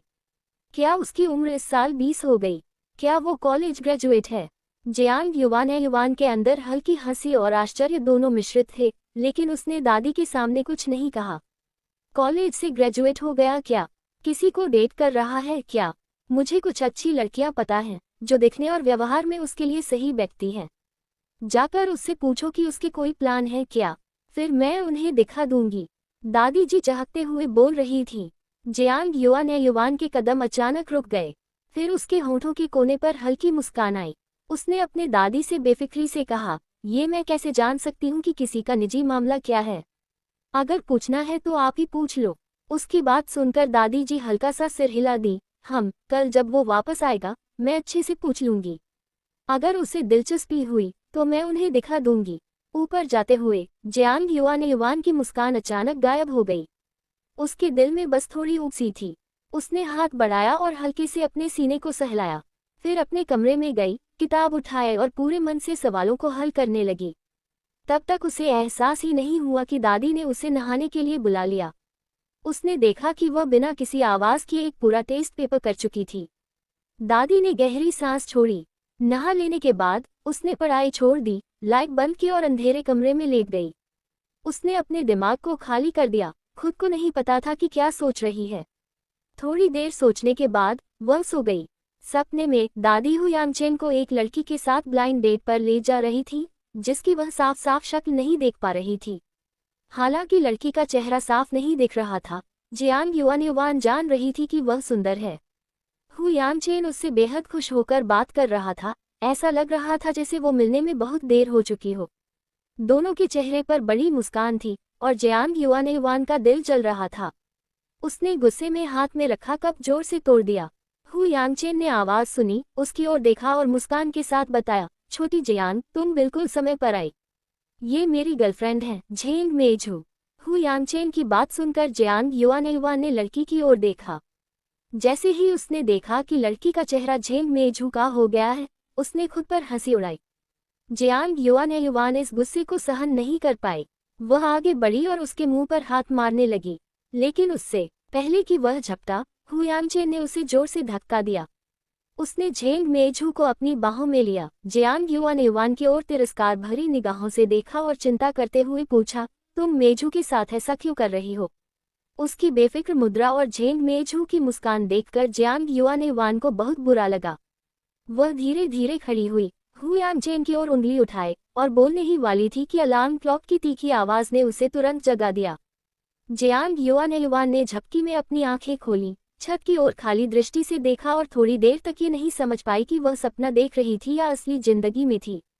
जब उसकी चेतना वापस आए, कानों में अलार्म की आवाज तेज होने लगी और बाहर से वू सियुमी की आवाज आए, तभी उसने समझा कि अब वह असली जिंदगी में है। सपने में देखी हुई बातों को याद करते हुए जियांग युआन युआन का सिर भारी होने लगा। ये क्या बवाल है, अजीब सा सपना, उसने खुद से कहा। हुयांगचेन झेंग मेझू के साथ कैसे हो सकता है? जियांग युआन युआन ने खुद पर हंसते हुए कहा। शायद क्योंकि वह हुयांगचेन के साथ थोड़ा ज्यादा समय बिता चुकी थी, इसलिए वह उसके सपनों में आ गया। दोपहर में जब जेंग युआनयुंग ने ह्युओ शांचन को फिर देखा तो उसकी आंखों में थोड़ी असहजता साफ झलक रही थी। ह्युओ शांचन ने उसे देखा और थोड़ी उलझन में रह गया। क्या हुआ? ये कैसी झुर्री सी है चेहरे पर? ह्युओ शांचन ने जोर से पूछा। जेंग युआनयुंग ने अपनी भाव भंगिमा को काबू में लिया और फिर से अपने सामान्य अंदाज में लौट आई। उसने नजरअंदाज करते हुए कहा, कुछ नहीं। ह्युओ शांचन ने ज्यादा तवज्जो नहीं दी। उसने उसे पहले गाड़ी में बैठने का इशारा किया और फिर उसे फिजिक्स कंपटीशन क्लास में मिस्टर चैन से मिलने ले गया। वो सोच रहा था कि फिजिक्स पढ़ाने वाले शिक्षक आमतौर पर 50 के आसपास होते हैं, लेकिन टीचर चैन देखकर उसका मन चौंक गया। वह करीब 24 साल का एक जवान लड़का था। कैजुअल कपड़े, गोरी चमकती त्वचा, आकर्षक चेहरा और नाक पर गोल्ड रिम वाले चश्मे ने उसे बिल्कुल कल्चर्ड और इंटेलिजेंट बना रखा था। जैसे ही ह्युओ शांचन ने उसे सामने खड़ा किया, उसने कोई समय बर्बाद नहीं किया। टीचर चैन ने जेंग युआनयुंग के सामने एक टेस्ट पेपर रखा और कहा, पहले ये हल करो, मैं देखना चाहता हूँ तुम्हारी थियोरेटिकल लेवल कैसी है। जेंग युआनयुंग ने ह्युओ शांचन की तरफ देखा। ह्युओ शांचन ने उसे हल्के से सिर हिलाकर संकेत दिया कि वह बस टेस्ट कंप्लीट करे। जेंग युआनयुंग ने कुछ नहीं कहा, पेन निकाली और टेस्ट हल करना शुरू कर दिया। सिर्फ 10 मिनट में उसने सभी सवाल हल कर लिए। टीचर चैन, जो दूसरी तरफ ह्युओ शांचन से बात कर रहा था, थोड़ी हैरानी में रह गया। उसने ध्यान से टेस्ट पेपर लिया और पढ़ना शुरू किया। सभी सवालों की जांच के बाद उसके चेहरे पर चौंकाने वाली झलक थी। वह सोच रहा था कि जेंग युआनयुंग ने इतनी जल्दी टेस्ट पूरा किया होगा, शायद उसने ध्यान से सवाल नहीं पढ़े, लेकिन जब उसने पूरा पेपर पढ़ा तो करेक्टनेस 100% थी। उसने सिर उठाया और जेंग युआनयुंग की आंखों में गंभीरता से देखा। वो कुछ कहना चाहता था, लेकिन शब्दों को मोड़ते हुए उसने बस कहा, मेरे साथ आओ। ह्युओ शांचन को जेंग युआनयुंग की क्षमताओं का पता था। टीचर चैन की यह बात सुनकर उसने मुस्कुराते हुए कहा, तुम टीचर चैन के साथ चल सकती हो। जेंग युआनयुंग ने चुपचाप सिर हिलाया और टीचर चैन के पीछे पीछे एक और क्लासरूम की तरफ चली गई। जब वह दरवाजे तक पहुंची तो उसने देखा कि यह फिजिक्स लैबोरेटरी है। उसे ये भी याद आया कि फिजिक्स कंपटीशन में थियरी और एक्सपेरिमेंटल दोनों टेस्ट होते हैं, इसलिए उसे कोई हैरानी नहीं हुई कि टीचर चैन ने उसे यहाँ लाया। टीचर चैन ने दरवाजा खोला और उसे अंदर आने का इशारा किया। ह्युओ शांचन भी अंदर जाना चाहता था, लेकिन टीचर चैन ने कड़क मना कर दिया। ह्युओ शांचन केवल दरवाजे पर ही खड़ा रह गया। उसे अंदर क्या हो रहा है, यह नहीं पता था। सिर्फ इतना ही जानता था कि लगभग 1 घंटा बीत चुका है। अगर वह अभी वापस नहीं गया तो वू ज़ीमे और बाकी लोग परेशान हो जाएंगे। उसने दरवाजे पर खटखटाया, संकेत किया कि अब बाहर आ सकते हैं, लेकिन कोई जवाब नहीं आया। ह्युओ शांचन जानता था कि उसका पुराना दोस्त हमेशा ऐसा ही करता है। जब तक एक्सपेरिमेंट पूरा नहीं होता, वो बाहर नहीं आता और उसे तंग करना बेकार है। लगभग 10 मिनट बाद जेंग युआनयुंग और टीचर चैन लैबोरेटरी से बाहर आए। मिस्टर चैन, आज आपके बहुत बहुत धन्यवाद, आपने मुझे बहुत कुछ सिखाया। जेंग युआनयुंग ने दिल से कहा, मुझे इससे बहुत फायदा हुआ। जेंग युआनयुंग ने टीचर चैन की ओर आभार से कहा। टीचर चैन का चेहरा इस वक्त काफी नर्म पड़ गया था, पहले की तुलना में। उसके चेहरे पर मुस्कान भी थी। आज मुझे भी बहुत कुछ सीखने को मिला और मैं तुम्हारा शुक्रिया भी अदा करना चाहता हूँ। एक पल रुककर वह आगे बोला, पहली बार मैंने तुम्हारे जैसे अच्छे युवा को देखा है। अगर तुम भविष्य में मेहनत करते रहोगे तो निश्चित ही कुछ बड़ा हासिल करोगे। जिन युआन्यून के चेहरे पर उसकी बात सुनकर और भी बड़ी मुस्कान फैल गई। चिंता मत कीजिए, मैं जरूर करूंगी। ह्यो शांचन ने देखा कि दोनों बाहर आ रहे हैं तो मुस्कुराते हुए पूछा, कैसा लगा? मुझे लगता है ये अच्छा बच्चा है ना? ये सवाल वह सीधे टीचर चैन से कर रहा था। कल जब उसने ये बात टीचर चैन से कही थी तो टीचर चैन के चेहरे पर अभी भी थोड़ी अविश्वास की झलक थी, क्योंकि ह्यो शांचन ने बताया था कि भेजा जाने वाला छात्र वास्तव में एक लड़की है। यह नहीं कि वह लड़कियों को कम समझते थे, लेकिन सच यह है कि इस क्षेत्र में महिलाओं की प्रतिभा कम ही सामने आती है। इतिहास में भले कुछ महिला भौतिकविद थी, पर बहुत कम। इसलिए उन्होंने पहले ह्यो शांचन की बात सीधे नकार दी थी। वह कीमती जगहों को ज्यादा योग्य छात्रों को देना चाहते थे, लेकिन वह और ह्यो शांचन कई सालों के दोस्त थे और ह्यो शांचन बार बार बोलते रहे, इसलिए टीचर चैन ने सिर्फ ये कहकर लड़की को देखने और परखने का मौका दिया। पर वास्तविकता ने उन्हें झकझोर दिया। जिन युआन्यूंग न सिर्फ प्रतियोगिता के लिए योग्य थी, बल्कि उसने अद्भुत प्रदर्शन किया, ऐसा उत्कृष्टता का स्तर जिसे टीचर चैन ने पहले कभी नहीं देखा। इसलिए इस वक्त उनके दिल में हल्की शर्म भी थी। उन्होंने महसूस किया कि उनका पूर्वाग्रह सही नहीं था। माफ करना, पहले मुझे सच में लगा था कि तुम किसी रिश्ते का फायदा उठाकर पीछे से रास्ता निकालने आए हो। टीचर चैन ने सीधे जिन युआन्यूंग से माफी मांगी। जिन युआन्यूंग ने सिर हल्का हिलाया और कहा कि कोई बात नहीं। ये सिर्फ टीचर चैन का पूर्वाग्रह नहीं था, बल्कि उस समय की महिलाओं पर डाले गए बंधनों का असर भी था। महिलाओं में स्वाभाविक रूप से प्रतिभा होती है, लेकिन दिखाने के मौके कम होते हैं। लड़कियां कौन सी किताबें पढ़ेंगी? आखिर वो किसी के परिवार की हो जाएंगी तो क्या होगा? औरत इतनी काबिल क्यों हो? घर पर पति और बच्चे संभालना ही काफी है। ऐसे ढेर सारे विचार थे। तो फिर कल से तुम रात को यहाँ आओगी, मैं तुम्हें 2 घंटे पढ़ाऊंगा, टीचर चैन ने जोर से कहा। जिन युआन्यूंग ने तुरंत सिर हिलाया। ठीक है, पता है न प्रीलिम्स की तारीख? टीचर चैन ने आगे कहा। ये महीने की 25 तारीख को है। रजिस्ट्रेशन की डेडलाइन से पहले मैं तुम्हारा नाम दर्ज कर दूंगा। जब तुम कल आओगी तो अपने सारे डॉक्यूमेंट्स मेरे पास ले आना। जिन युआन्यूंग ने फिर से धन्यवाद दिया। टीचर चैन ने हाथ हिलाया और कहा, कुछ नहीं किया मैंने। टीचर चैन से विदा लेकर ह्यो शांचन ने जिन युआन्यूंग को ड्राइव करते हुए रेस्टोरेंट की ओर ले जाया। आज देर से लौटेंगे तो अंशु मुझे चिल्लाएंगी, ह्यो शांचन ने पीछे से कहा। जिन युआन्यूंग ने सिर हिलाया। नहीं, मैं बस उन्हें सच बता दूंगी, वो जरूर कुछ नहीं कहेंगी। रास्ते में दोनों बातें करते रहे और थोड़ी देर में रेस्टोरेंट पहुंच गए। वहां पहुंचने तक लगभग 8 बज चुके थे। वू में दरवाजे की ओर बेचैन निगाहों से देख रही थी। दूर से मोटरसाइकिल की आवाज सुनते ही वो शिवमेई तुरंत उस दिशा में देखने लगी। जैसे ही मोटरसाइकिल की हेडलाइट उसकी ओर चमकी, उसने आखिरकार अपनी लंबी सांस छोड़ी और दिल की तसल्ली पाई। मोटरसाइकिल रुकते ही दोनों की गाड़ी से उतरने से पहले ही वो शिवमेई बड़बड़ाने लगी, तुम दोनों कहाँ चले गए? कोई चिट्ठी नहीं आई। मुझे तो डर है कि घर वाले परेशान हो रहे होंगे। हो शियांचन कुछ बोलने ही वाला था कि पहले ही जियांग युवान ने जवाब दे दिया। आज हुआ मुझे फिजिक्स की टीचर से मिलने ले गया। हमने टेस्ट पेपर बनाए और कुछ एक्सपेरिमेंट्स किए। इतना लग गए कि समय का पता ही नहीं चला, इसलिए देर हो गई। वो शिवमेई कुछ और कहने ही वाली थी कि जियांग युवान ने तुरंत कहा, माँ, मैं वादा करती हूँ अब ऐसा दोबारा नहीं होगा। जियांग युवान के शब्द सुनकर वो शिवमेई का मुंह खुला का खुला रह गया। उसे कुछ कहने का मौका ही नहीं मिला। मैंने तो तुम्हें बोलने दिया, अब और क्या कहूँ? वह थोड़ी गुस्से में बोली। जियांग युवान ने उसकी तरफ मुंह बनाकर कहा और फिर उसे अंदर खींचते हुए बोली, और खाने के लिए कुछ है? मैं तो भूख से मर रही हूँ। वो शिवमेई ने पहले ही उनके लिए खाना छोड़ रखा था। ये सुनते ही वह जल्दी से बैक किचन की तरफ बढ़ी। इतना देर हो गई है, क्या तुम्हें भूख नहीं लगी? पढ़ाई करनी है तो पेट तो भरना ही पड़ेगा। वान झिक्सन अपने सामान पैक कर रहे थे और बंद करने ही वाले थे कि जब उन्होंने देखा कि दोनों वापस आ गए तो उन्होंने भी पूछा। जियांग युवान ने वही बात वो शिवमेई को फिर से बताई जो उसने हो शियांचन से सुनी थी। सुनकर वान झिक्सन ने फिर पूछा, कौन सा टीचर? क्या वो वही प्रतियोगिता है जिसकी तुमने पहले बात की थी? जियांग युवान और हो शियांचन ने एक दूसरे की ओर देखा और हल्का सा सिर हिलाया। हाँ, मैं उस प्रतियोगिता में हिस्सा लेने जा रही हूँ। ठीक है, मैं तुम्हारा समर्थन करती हूँ। वान झिक्सन मुस्कुराए। जो भी जियांग युवान करना चाहती है वे उसे पूरा सपोर्ट देंगे। और ये तो पढ़ाई से जुड़ी प्रतियोगिता है।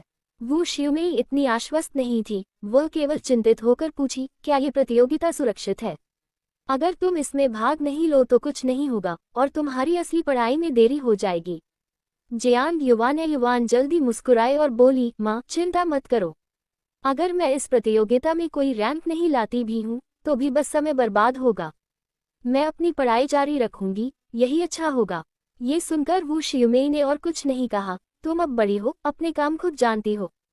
फिर उसने हो शियानचेन की ओर देखा और कहा, तुम युवान के साथ अक्सर रहते हो, तुम उससे ज्यादा समझदार और जिम्मेदार हो, उसका ख्याल रखना, उसे कोई उलझन में मत डालना। उसकी बातों में यह मतलब था कि वह जियांग युवान को हो शियानचेन के भरोसे देना चाहती थी। हो शियानचेन के चेहरे पर खुशी झलक गई, लेकिन जियांग युवान ने उसकी तरफ देखकर मजाकिया अंदाज में कहा, माँ आप क्या बात कर रही हैं? मैं अब भी बच्ची नहीं हूँ, मुझे किसी की देखभाल की जरूरत नहीं। उसने हो शियानचेन की ओर देखा और धीरे से उसकी तरफ कट का इशारा किया। हो शियानचेन ने इसे नाबालिगी नहीं माना, बस मुस्कुराया और वो शियुमेई से कहा, आंटी शियू, आपको नहीं पता, युवान आपसे कहीं ज्यादा सक्षम है। एक छोटी लड़की जिसने खुद अपने लिए रसदार आलू का इंतजाम किया और अपनी कमाई से यह रेस्टोरेंट भी किराए पर लिया, वह अपने उम्र के औसत बच्चों से कहीं आगे थी। जियांग युवान ने उसकी बात का मतलब समझा और फिर उसकी ओर देखा। हो शियानचेन ने कुछ नहीं कहा, बस मुस्कुराया और उसे देखा। उसकी आंखों में देखते हुए जियांग युवान को अचानक कल रात का सपना याद आया और उसके चेहरे पर एक पल में ही भाव बदल गया। उसकी कान की नोक हल्की सी लाल हो गई थी। हु जियानचेन ने उसे देखा, उसकी निगाहें थोड़ी टर्न हुई और उसकी आंखों में एक चमक दिखाई दी, जैसे उसने कुछ अलग ही महसूस कर लिया हो। जब उसने देखा कि उसकी नजरें अब और सीधे और गर्म हो गई हैं, तो जियांग युवान अचानक बेचैन हो गई। अपने घबराहट को छुपाने के लिए वह जल्दी से उठी और पीछे की किचन की ओर जाने लगी। शायद वह इतनी घबरा गई थी कि उसने अपने पास रखी कुर्सी को नोटिस ही नहीं किया। उसका पैर कुर्सी से टकराया और वह एकदम आगे की ओर गिर पड़ी। उसने अपने शरीर को संभालने के लिए कुछ पकड़ने की कोशिश की, लेकिन उसके आसपास पकड़ने के लिए कुछ भी नहीं था। जैसे ही वह जमीन पर गिरने वाली थी, उसने अपने हाथों से अपने चेहरे को ढक लिया ताकि उसकी नाक चोट न लगे। लेकिन गिरना तो दूर, उसकी गर्दन उसके कॉलर से फंस गई। उसने सर घुमाकर देखा और हु जियानचेन को चिंतित चेहरा लिए उसे पकड़ते हुए पाया। दोनों की ताकत टकराए और चोट तो स्वाभाविक रूप से उसकी गर्दन पर ही आई। जैसे ही वह सांस लेने में मुश्किल महसूस कर रही थी, हु जियानचेन ने जल्दी से उसे पीछे खींचा, फिर हाथ छोड़ते हुए चिंता भरे स्वर में पूछा, ठीक हो तुम? जियांग युन्युआन ने अपनी गर्दन छुई और जोर से खांस पड़ी। ये देखकर हु जियानचेन तुरंत पानी का गिलास लेकर आया और उसे पानी पिलाया। जब जियांग युन्युआन ने संभल लिया तो उसने हु जियानचेन की तरफ घूरते हुए कहा, तुमने मुझे मरते मरते बचाया। जैसे ही वह लगभग आंसू रोक नहीं पाए, हु जियानचेन के चेहरे पर खुद पर थोड़ी शर्म झलक गई। लेकिन जो हाल ही में हुआ वह बहुत अचानक था और उनके बीच अभी भी एक टेबल था, इसलिए उसके पास कोई और विकल्प नहीं था। खैर, तुमने समय रहते खुद को खींचा, वरना मेरी नाक की भी। हु जियानचेन कुछ कहने ही वाला था कि जियांग युन्युआन ने बात बदल दी। जियांग युन्युआन की जोक वाली मिजाज देखकर हु जियानचेन ने भी हल्की मुस्कान दी, लेकिन कुछ नहीं कहा। जैसे ही जियांग युन्युआन को समझ नहीं आया कि क्या कहे, वो शिवमेई पीछे की किचन से खाना लेकर बाहर आई। उसने देखा कि दोनों के बीच का माहौल थोड़ा अजीब है और उसने आवाज लगाई, क्या हुआ, क्यों इतने चुप हैं? जियांग युन्युआन ने जल्दी से सिर हिलाया, सब भूखे हैं, जल्दी खाना खा लेते हैं। और फिर उसने हु जियानचेन को पास बैठने का इशारा किया।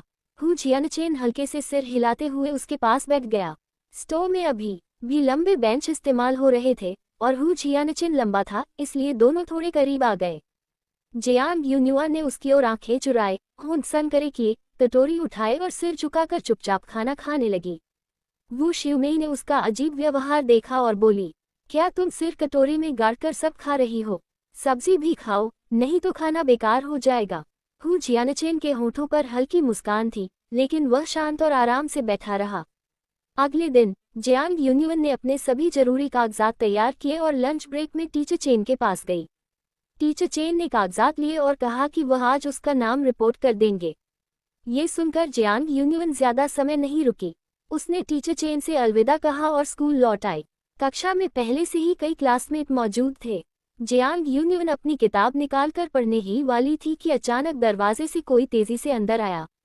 वो लड़की हौंफ रही थी और उसके चेहरे पर एक अजीब सा भाव था।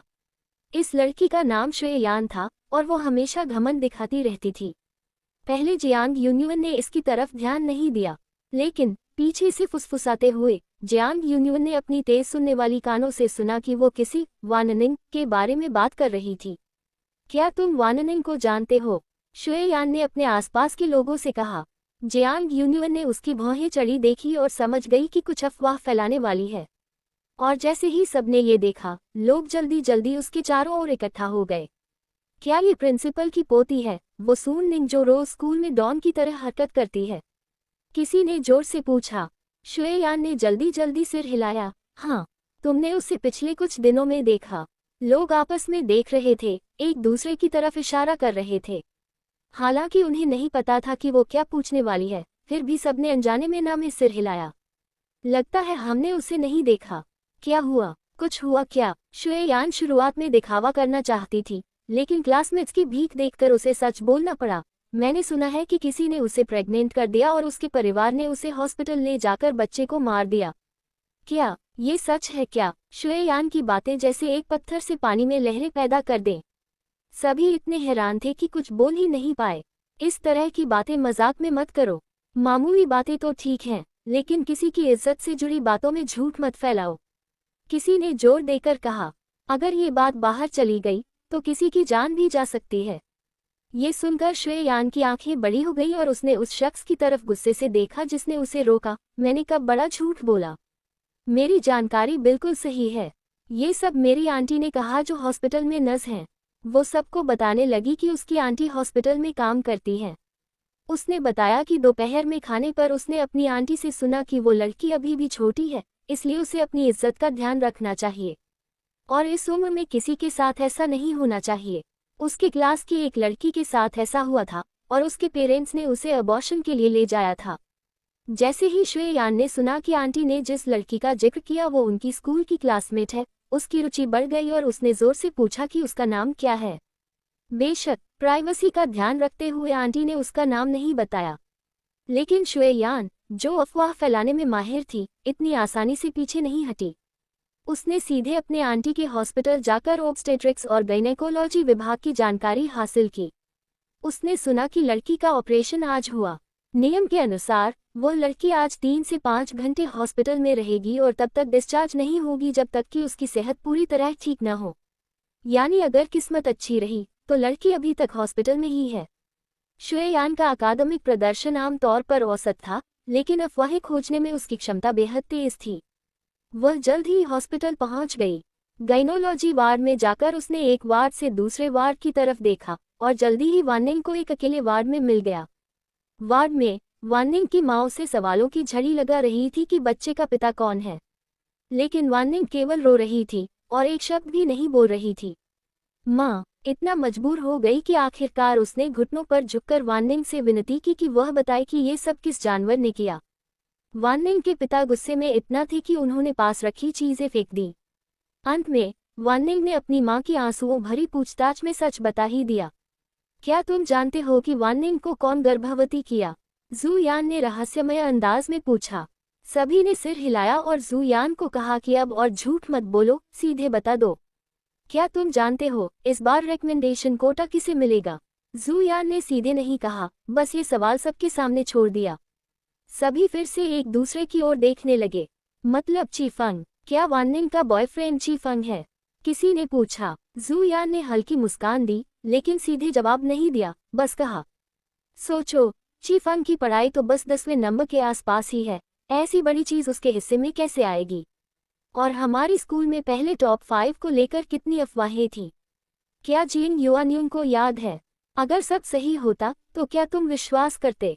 अचानक नाम सुनते ही भीड़ की नजरें जिंग युआन्यून की ओर मुड़ गईं। उसने जल्दी से अपने ख्यालों को रोका, हाथ में किताब देखी और जैसे कुछ सुना ही न हो वैसा अभिनय किया। देखो, सिर्फ एक पढ़ाकू लड़की, क्या तुम सच में सोचते हो कि वो बाहर मस्ती करेगी? जूयान ने आगे कहा। सबके चेहरे पर अचानक रोशनी सी आ गई। मतलब स्कूल में पहले जो भी अफवाहें थी वो सब वानिंग ने फैलाई थी, ताकि उनकी छवि खराब हो जाए और चीफंग सीधे प्रमोट हो जाए। किसी ने कहा। सभी को सब समझ में आ गया। जू यान ने उसकी ओर देखा और बस कहा, ये तुमने कहा, मुझसे कुछ नहीं लेना। जिंग युआनयुन खुद को रोक नहीं पाए और हल्की सी मुस्कान उसकी होठों पर आ गई। ये छोटी सी चालाकी सच में काफी सावधान थी। तो इस बार चीफंग का रिकमेंडेशन कोटा कट जाएगा, है न? क्या ये नैतिक भ्रष्टाचार है? किसी ने पूछा। जू यान ने सिर हिलाया, ये मैं नहीं जानती। फिर उसने अपनी किताब निकाल ली और पढ़ने लगी, लेकिन वाननिंग के माता पिता को देखकर लगता है कि वो पुलिस को बुलाने वाले हैं ताकि चीफंग को पकड़ा जा सके। क्या वो स्कूल से पास होगा या नहीं, ये अभी कहना मुश्किल है। आखिरकार वाननिंग के दादा स्कूल के जिम्मेदार हैं। अगर वो किसी छात्र को नैतिकता के कारण निकालना चाहें तो मिनटों का मामला है। जिंग युआनयुन ने हाथ में किताब देखी, लेकिन मन वाननिंग के बारे में सोचता रहा। अगर वाननिंग के माता पिता पुलिस बुलाना चाहते हैं तो इसका मतलब ये है कि वो कहना चाहते हैं कि चीफंग ने उनकी बेटी को मजबूर किया।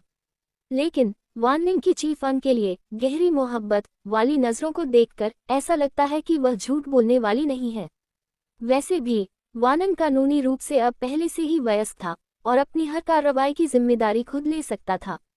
अगर वह अपनी मर्जी से ऐसा करता है तो ये सामान्य डेटिंग और प्यार की श्रेणी में आता है, पुलिस कुछ नहीं कर सकती।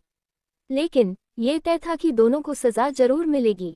जियांग युआन वानन के मामले पर ज्यादा ध्यान नहीं देने वाली थी। आखिरकार उसने खुद ही ऐसा किया था और उसका उससे कोई लेना देना नहीं था। अगले कुछ दिनों तक जियांग युआन हर दिन स्कूल के बाद टीचर चेन की क्लास में जाने लगी। टीचर चेन के पास अभी भी कुछ छात्र थे जो फिजिक्स प्रतियोगिता की तैयारी कर रहे थे और ये सभी टॉप स्टूडेंट्स थे। 6 लड़के और 1 लड़की। ये छात्र पहले से ही मिस्टर चेन के साथ पढ़ रहे थे और जब उन्होंने देखा कि कोई अचानक क्लास में आ गया तो उन्हें थोड़ी जिज्ञासा हुई। आखिरकार प्रीलिमिनरी राउंड का समय आ चुका था और आप अब अचानक इसमें शामिल हो गए हैं, क्या आप टिक पाएंगे? उन्हें ये भी लग रहा था कि सुंदर लड़कियां सिर्फ शो पीस होती हैं, सिर्फ सजने संवरने में माहिर होती हैं। इनमें से कितनी सच में पढ़ाई में अच्छी हैं और दिन भर खूबसूरत दिखने के साथ साथ दिमाग भी चलाती हैं।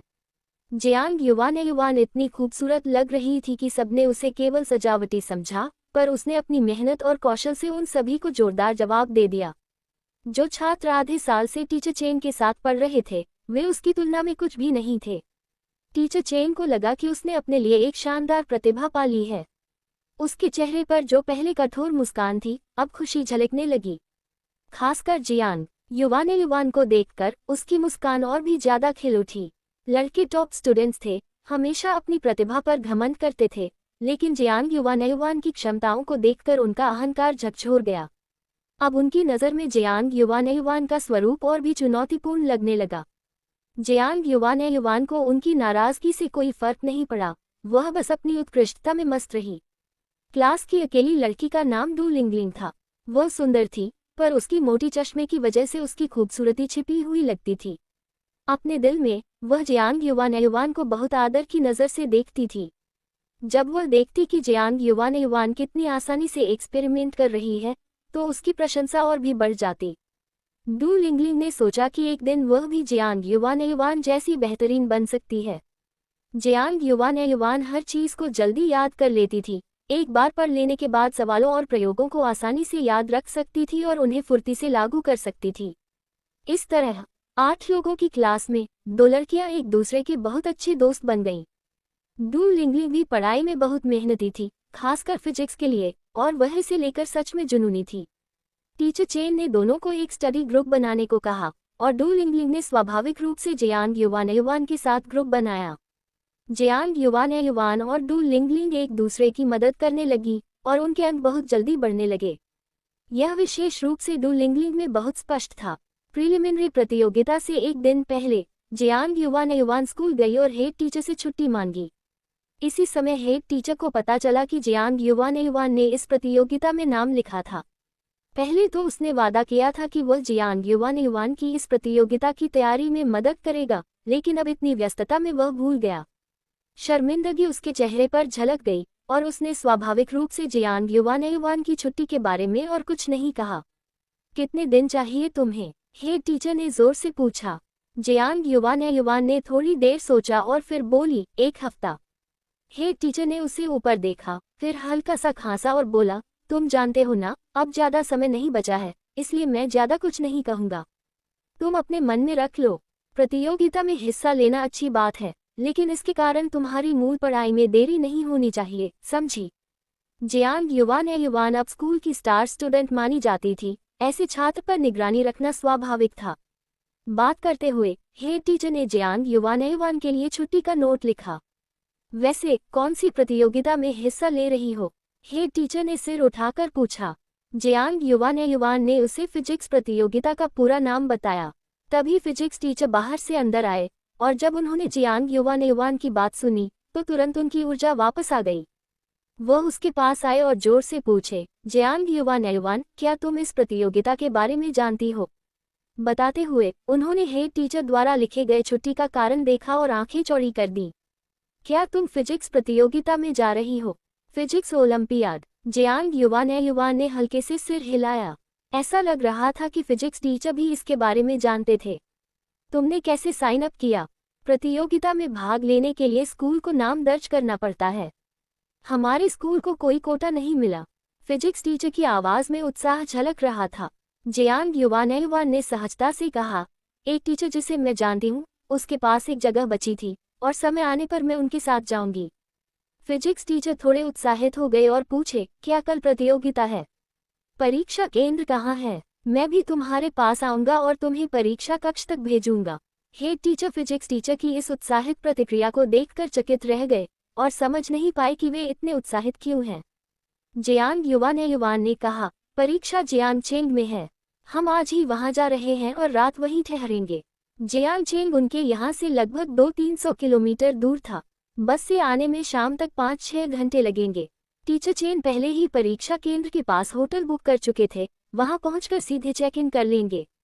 ये सुनकर फिजिक्स टीचर ने जल्दी से सिर हिलाया, ठीक है, समझ गया। इसके बाद वह मुड़कर अपनी डेस्क की ओर चले गए।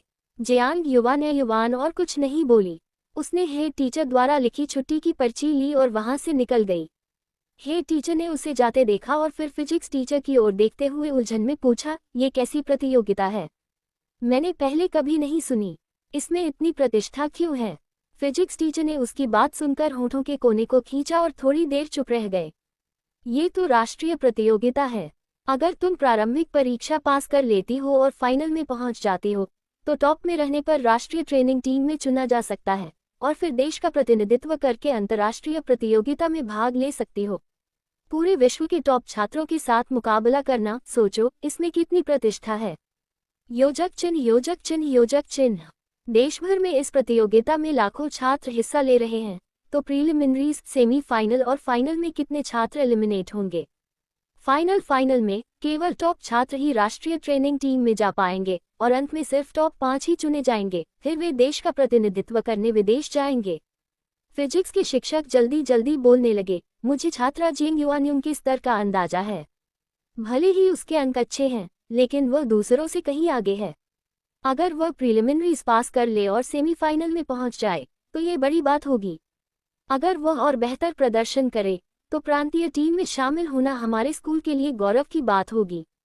फिजिक्स के शिक्षक का स्वर थोड़ा उत्साहित हो गया, जैसे कि वह खुद परीक्षा देने वाला हो। क्लास टीचर, जो इस साल ही हेड टीचर बने थे, पहले चीनी भाषा के शिक्षक थे। इसके अलावा ये प्रतियोगिता केवल 2-3 सालों से ही चल रही थी, इसलिए उन्हें इस तरह की प्रतियोगिता के बारे में ज़्यादा जानकारी नहीं थी। और हाँ, अगर तुम प्रांतीय प्रीलिमिनरीज में पहुंचती हो तो कॉलेज एंट्रेंस एग्जाम में भी अतिरिक्त अंक मिलेंगे, और अगर फाइनल में पहुंच गई तो सीधे हाकिंग यूनिवर्सिटी में सिफारिश भी हो जाएगी। फिजिक्स शिक्षक के उत्साहित शब्द सुनकर हेड टीचर भी उत्साहित हो गए। क्या ये प्रतियोगिता इतनी खास है? हेड टीचर धीरे से बोले, जब जियांग युवान अभी थोड़ी देर पहले चली गई थी तो मैंने उसे कुछ सलाह ही नहीं दी। अगर मुझे पता होता तो थोड़ी और सलाह दे देता। ये कहते हुए क्लास टीचर को थोड़ी खेद जैसी अनुभूति हुई। ये देखकर फिजिक्स शिक्षक बार बार बोले, मैं अभी छुट्टी लेकर उसके साथ चलूंगा और कल जाकर देखूंगा।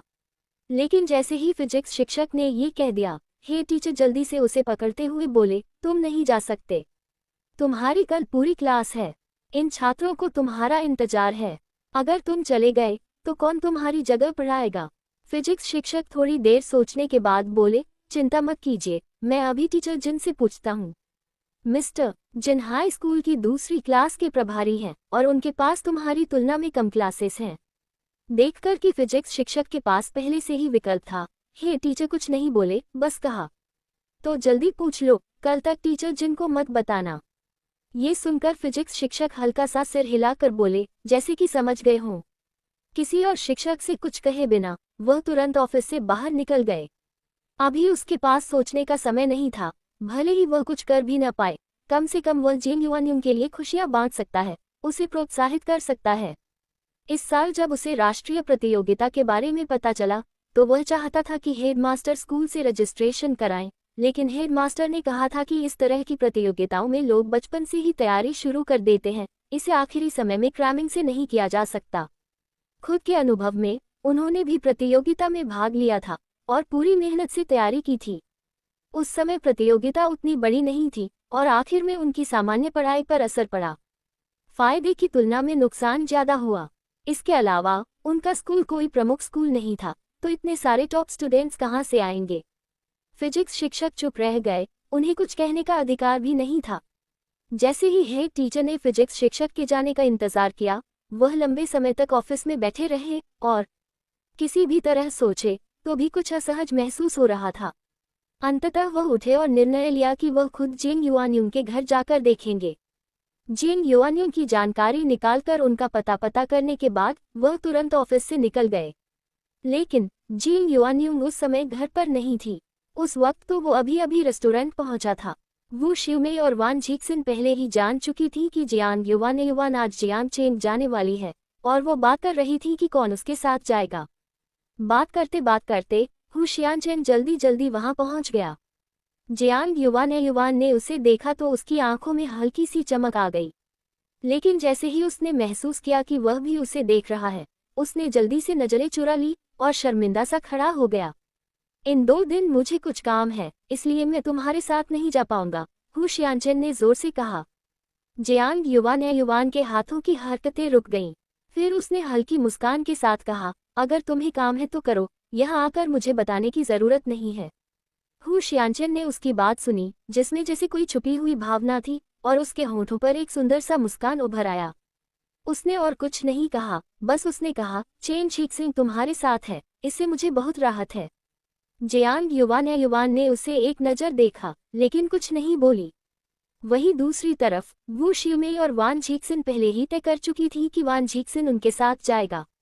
अगर कुछ भी होगा तो कोई तो होगा जो उनकी देखभाल करेगा। जियांग युवान कुछ नहीं बोली, बस हल्का सा सिर हिलाया। दोपहर के खाने के बाद जियांग युवान और वान झीक्सिन ने अपने पैक किए हुए सामान लिए, वू शिवमेई को अलविदा कहा और फिर उस जगह पर पहुंचे जहां उन्होंने शिक्षक चेन के साथ मिलना तय किया था। डू लिंगलिंग पहले ही वहां पहुंच चुकी थी और कार में किताब पढ़ रही थी। जैसे ही उसने सुना कि मिस्टर चेन ने कहा कि जियांग युवान आ रही है, उसने तुरंत सिर उठाया और उसे देखकर खुश होकर हाथ हिलाया। जियांग युवान ने 2-3 तेज कदम बढ़ाए, डू लिंगलिंग के पास आए और मुस्कुराते हुए पूछा, तुम यहाँ कब आई? ज्यादा दिन नहीं हुए, उसने कहा और फिर सिर घुमाकर वान झीक्सिन की ओर देखा और कहा, हेलो अंकल। वान झीक्सिन तुरंत मुस्कान के साथ ग्रीट किया। ग्रीटिंग के बाद उसने मिस्टर चेन की ओर देखा और उनसे बातचीत शुरू कर दी। जियांग युवान ने डू लिंगलिंग की ओर हल्की नजर डालते हुए पूछा, तुम यहाँ अकेली आए हो? डू लिंगलिंग ने हल्का सिर हिलाया, मैं ठीक हूँ, अकेली ही आ सकती हूँ। ये देखकर जियांग युवान ने और सवाल नहीं किया। कुछ ही देर बाद सारे सहपाठी पहुंच गए। हर सहपाठी के साथ कम से कम एक पेरेंट भी था। इस तरह डू लिंगलिंग का पेरेंट न होना उसे थोड़ी अलग बनाता था। सभी मिनीबस में बैठे और जियांग चेन के लिए निकल पड़े। 4-5 घंटे की यात्रा के दौरान सभी चुपचाप किताबें पढ़ते रहे। वान झीक्सिन भीड़ में लोगों के चेहरों को देखकर थोड़ी झिझक गई और फिर अपनी आंखें बंद करके आराम करने लगा। 3 बजे के बाद उनका ग्रुप जियांग चेन पहुंच गया। मिनीबस ने उन्हें टेस्ट साइट के पास के होटल तक पहुंचाया। चूंकि उन्होंने साथ आए पेरेंट्स के कमरे बुक नहीं किए थे, इसलिए उन्हें खुद ही कमरे बुक करने पड़े। दोनों लड़कियां जियांग युवान और डू लिंगलिंग एक ही कमरे में रखी गईं। चूंकि ये टेस्ट सेंटर के पास का हॉस्टल था, कई छात्र जो दूसरे शहरों से आए थे उन्होंने पहले ही कमरे बुक कर लिए थे, इसलिए कमरे थोड़े तंग थे। इसे देखकर वान झीक्सिन को सबसे नजदीकी होटल पूछना पड़ा। कई होटल घूमने के बाद उसने आखिरकार एक होटल में खाली कमरा ढूंढ लिया। चाहे अच्छा हो या ना हो, उसने तुरंत कमरा बुक कर लिया। सामान व्यवस्थित करने के बाद मिस्टर चेन ने उन्हें पहले टेस्ट सेंटर तक पहुंचाया ताकि कल को घबराहट न हो। परीक्षा स्थल को देख लेने के बाद वे लोग हॉस्टल लौट आए। बाकी का समय अब खुद का था। टीचर चेन ने सबको डिनर के बाद जल्दी आराम करने के लिए कहा ताकि कल सुबह की परीक्षा पर असर न पड़े। क्योंकि डू लिंगलिंग अकेले आई थी, इसलिए जियांग युआन ने उसे रात के खाने के लिए बाहर बुलाया। शुरुआत में डू लिंगलिंग जाने का इरादा नहीं रखती थी, लेकिन वान छिक्सिन के गर्मजोशी भरे न्योते को नजरअंदाज नहीं कर सकी, इसलिए वह आखिरकार उनके साथ डिनर के लिए चली गई। डिनर के दौरान भी डू लिंगलिंग थोड़ी सी अजीब सी महसूस कर रही थी। चेकआउट के समय उसने अपनी हिस्सेदारी देने की पेशकश की। ये सुनकर वान छिक्सिन तुरंत मुस्कुराए और कहा, इतनी छोटी लड़की होने के नाते अकेले बाहर आना आसान नहीं है। ये सिर्फ एक खाना है। बड़े होने के नाते मैं तुम्हें पैसे देने के लिए नहीं कह सकती। डू लिंगलिंग कुछ भी कहती, वान छिक्सिन उसे पैसे देने की इजाजत नहीं दे रही थी। ये देख डू लिंगलिंग के पास पैसे वापस लेने के अलावा कोई रास्ता नहीं था। दिन के बाद वान छिक्सिन दोनों को होटल तक छोड़ आया और कहा कि रात में बाहर न जाएं और सोते समय दरवाजा लॉक करना याद रखें। वह सुबह 7 बजे आ जाएगा। परीक्षा सुबह 9 बजे थी और परीक्षा कक्ष में आधा घंटा पहले पहुंचना था।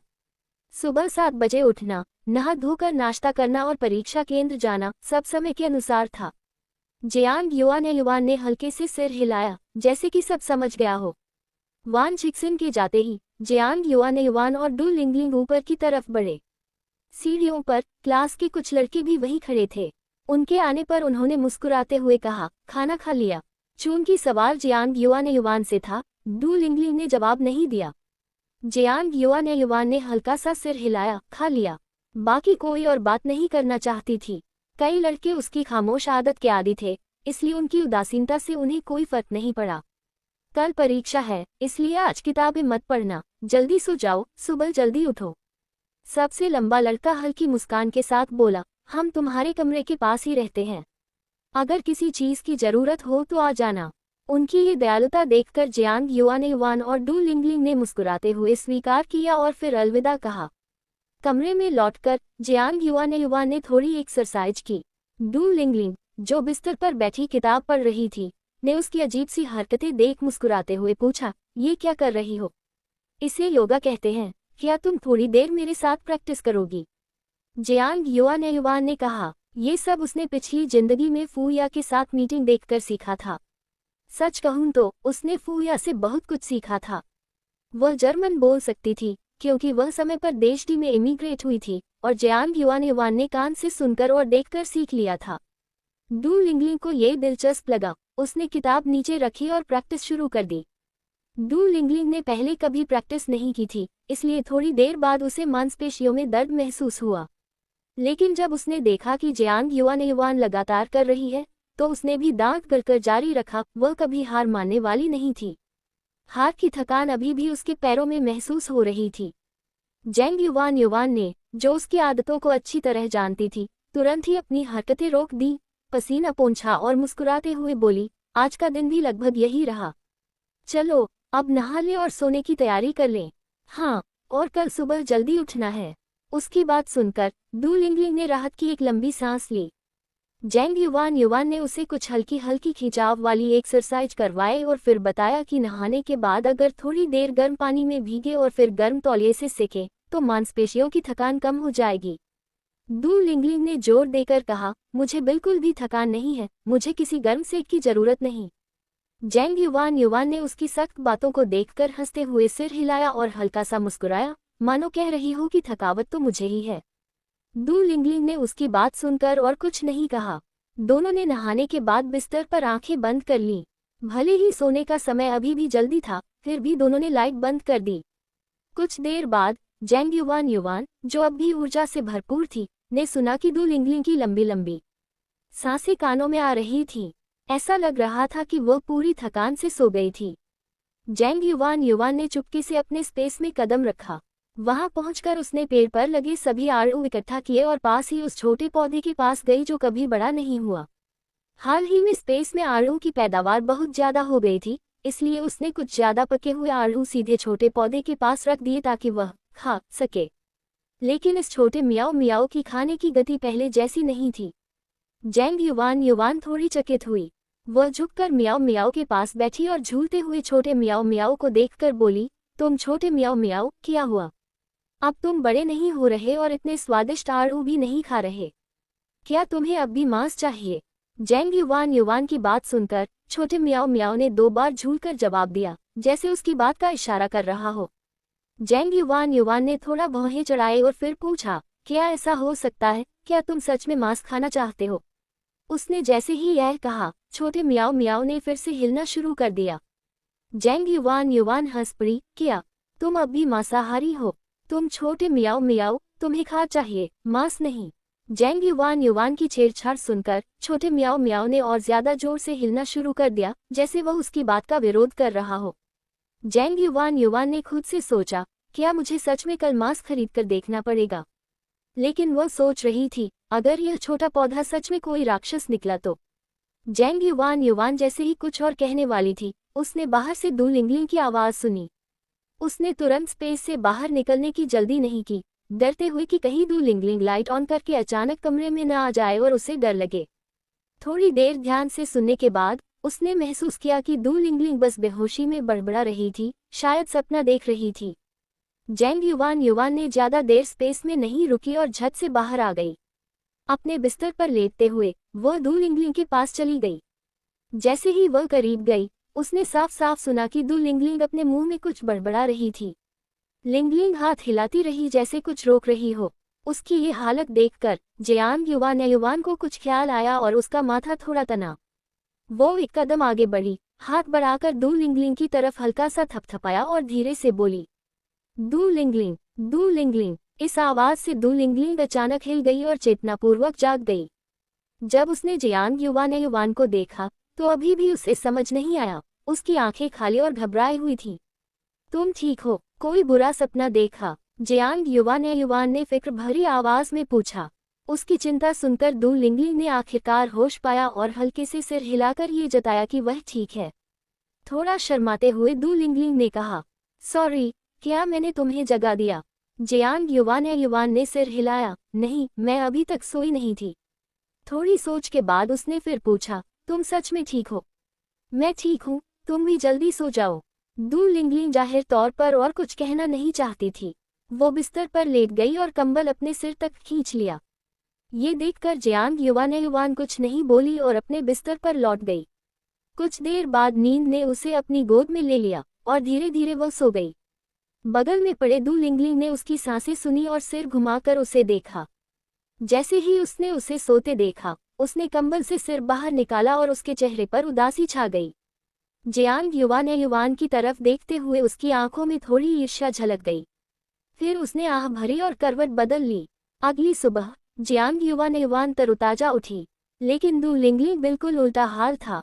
उसकी दोनों आंखें नीली थीं और उसका चेहरा उदास। साफ पता चल रहा था कि उसने रात भर ठीक से नींद नहीं ली। जयांग युवान युवान ने उसकी ओर देखते हुए जोर से पूछा, कल रात ठीक से नहीं सोई?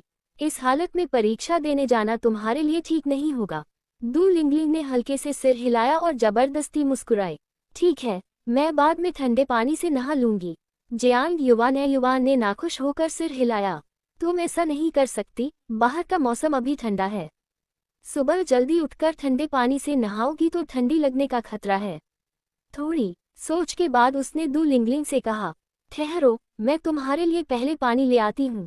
ये सुनकर दू लिंगलिंग जल्दी से सिर हिलाकर बोली, तुम परेशान मत हो, चलो नीचे चलते हैं, टीचर चेन का इंतजार नहीं करना चाहिए। इतना कहकर वह नीचे चली गई। जयांग युवान युवान ने स्पेस से एक गिलास पानी बनाया और उसे नीचे दू लिंगलिंग के पास ले गई। दू लिंगलिंग ने देखा कि उसके लिए खास पानी लाया गया है और कुछ पल के लिए वो चुप रह गई। Thank you. कुछ देर बाद उसने बस ये 2 शब्द कहे। जयांग युवान युवान ने सिर हिलाया और उसे पहले पानी पीने के लिए कह दिया। पानी का तापमान शरीर के समान था और इसमें हल्की मिठास भी थी, इसलिए पीते समय ठंडक नहीं लगी। दू लिंगलिंग ने एक गिलास पानी पिया और तुरंत महसूस किया कि उसका शरीर हल्का और आरामदायक हो गया। उसने 2 गहरी सांसें ली और हैरानी से जेंग युआनयुंग की ओर देखा। ये किस तरह का पानी है? मैंने जैसे ही इसे पिया मेरा पूरा शरीर हल्का हल्का सा लग रहा है। नींद का भी कुछ पता नहीं है, डू लिंगलिंग ने जोर से कहा। जिंग युआनयुंग ने मुस्कुराते हुए कहा, बस साधारण पानी है, शायद मैंने इसमें थोड़ी सी चीनी डाल दी थी ताकि तुम्हारी एनर्जी वापस आ जाए, इसलिए तुम्हें थकान भी कम लगी और नींद भी नहीं आई। डू लिंगलिंग ने इसे ज्यादा नहीं सोचा, बस हल्का सा सिर हिलाया। थोड़ी ही देर में सभी पहुंच गए, वैन जिक्सन भी। टीचर चैन ने देखा कि सभी मौजूद हैं तो उन्होंने सभी को साथ में नाश्ता करने के लिए ले जाया। नाश्ते के बाद टीचर चैन ने उन्हें टेस्ट सेंटर तक ले जाया। जैसे ही वे परीक्षा केंद्र पहुंचे, जिंग युआनयुंग बाहर ही खड़ी थी और उसने फिजिक्स टीचर को देखा जो अंदर बार बार देख रहे थे।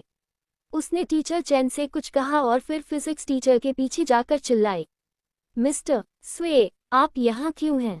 फिजिक्स टीचर ने अपनी पहचान वाली आवाज सुनी और मुड़कर देखा। जिंग युआनयुंग को देखकर वह हैरानी से बोले, जिंग युआनयुंग, मुझे लगा तुम पहले ही अंदर चली गई हो। फिर उन्होंने कहा, मैं यहाँ तुम्हें हौसला देने आया हूँ। जिंग युआनयुंग ने हल्की मुस्कान के साथ मुंह का कोना खींचते हुए कहा, थैंक यू टीचर स्वे। फिजिक्स टीचर ने आगे कहा, परीक्षा में अच्छा करना, ज्यादा नर्वस मत होना। तुम्हारे यूजुअल रिजल्ट्स के हिसाब से सेमीफाइनल में पहुंचना मुश्किल नहीं है, बस अपना मन शांत रखो। फिर उन्होंने उसे कुछ नॉलेज पॉइंट्स भी याद दिलाए। जिंग युआनयुंग ने सिर हिलाया, जैसे कह रही हो कि सब समझ में आ गया। जैसे ही कैंडिडेट्स परीक्षा कक्ष में जाने लगे, फिजिक्स टीचर ने आखिरी सलाह दी, साइकोलॉजिकल प्रेशर मत लेना, अगर अच्छा नहीं हुआ तो कोई बात नहीं। जिंग युआनयुंग ने दिल में सोचा, अगर आप नहीं आते तो दिल पर कोई दबाव नहीं होता और आते ही प्रेशर क्यों डाल देते हैं। लेकिन ये सिर्फ उसके दिल में था। उसने सिर हिलाया और परीक्षा कक्ष की तरफ बढ़ गई। जिंग युआनयुंग जल्दी ही अपने परीक्षा कक्ष में पहुंचे और हर किसी की एंट्री एक एक करके चेक की जा रही थी। अपनी जगह मिलते ही वह बैठ गई। डू लिंगलिंग उसके अगले कमरे में थी और एक ही लड़का जो उसके साथ आया था वही उसके कक्ष में था। परीक्षा का समय 3 घंटे का था। सिर्फ थियोरेटिकल क्वेश्चंस थे। कुल 5 पेज और 15 क्वेश्चंस थे। कई छोटे क्वेश्चंस बड़े क्वेश्चंस में थे, इसलिए उनका आकार ज्यादा छोटा नहीं था। फिजिक्स कॉम्पिटिशन्स हमेशा मुश्किल और क्वेश्चंस की संख्या ज्यादा होने के लिए मशहूर रहे हैं। जिंग युआनयुंग, जिसने टेस्ट पेपर लिया, तुरंत उत्तर देने की जल्दी में नहीं थी। उसने पहले सारे क्वेश्चंस ध्यान से पढ़े और जब दिमाग में आइडिया आया तभी लिखना शुरू किया। समय धीरे धीरे बीत रहा था। जब जिंग युआनयुंग ने सारे क्वेश्चंस पूरे कर लिए तब तक 2 घंटे निकल चुके थे। क्योंकि वह केवल आधा घंटा पहले ही आंसर शीट्स जमा कर सकती थी, इसलिए उसने एक एक करके सारे आंसर्स चेक किए। जब वह पहले पेपर्स जमा करने के लिए तैयार थी तब भी वह जल्दी में नहीं थी। बाहर अब बड़ी बड़ी न्यूज़ एजेंसीज के लोग खड़े थे। अगर वह अभी बाहर जाती तो उनसे सवाल जवाब होने लगते। जब लोग एक एक करके पेपर्स जमा करने लगे, जिंग युआनयुंग ने भी धीरे धीरे अपने पेपर्स जमा किए। जैसे ही मैं परीक्षा कक्ष के बाहर आई, मैंने देखा कि दरवाजे पर काफी लोग इकट्ठा थे। वहाँ माता पिता, शिक्षक और अखबार के रिपोर्टर सब मौजूद थे। परेशानी में फंसने से बचने के लिए जियांग युनिवान एक लंबी कद वाली लड़के के पीछे स्कूल के गेट से बाहर चली गई। वान जिजिन ऊंचा था और भीड़ में अलग दिखाई देता था, इसलिए उसे तुरंत देखा जा सकता था। वान जिजिन और बाकी लोग अभी अंदर देख रहे थे और जैसे ही उन्होंने जियांग युनिवान को बाहर आते देखा, उन्होंने उसे तुरंत पहचान लिया। उन्होंने हाथ हिलाया और वान जिजिन जल्दी से उसके पास आ गया। कैसा रहा? परीक्षा कैसी लगी? फिजिक्स टीचर ने जल्दी से पूछा। जियांग युनिवान हल्के से सिर हिलाते हुए बोली, ठीक है, और अपने आप को थोड़ा चिढ़ाते हुए कहा, कम से कम सारे पेपर तो भर दिए। हर विषय के शिक्षक ने उन्हें पहले ही बता दिया था कि अगर किसी सवाल का जवाब न पता हो तो कम से कम पेपर भर ही दो। शायद कोई अच्छा अंक देने वाला शिक्षक मिले जो 1-2 अंक दे और यह फायदेमंद हो सकता है। जियांग युनिवान के चेहरे पर जो आराम दिख रहा था उससे साफ था कि उसने परीक्षा में अच्छा किया। वान जिजिन भी थोड़े राहत में था।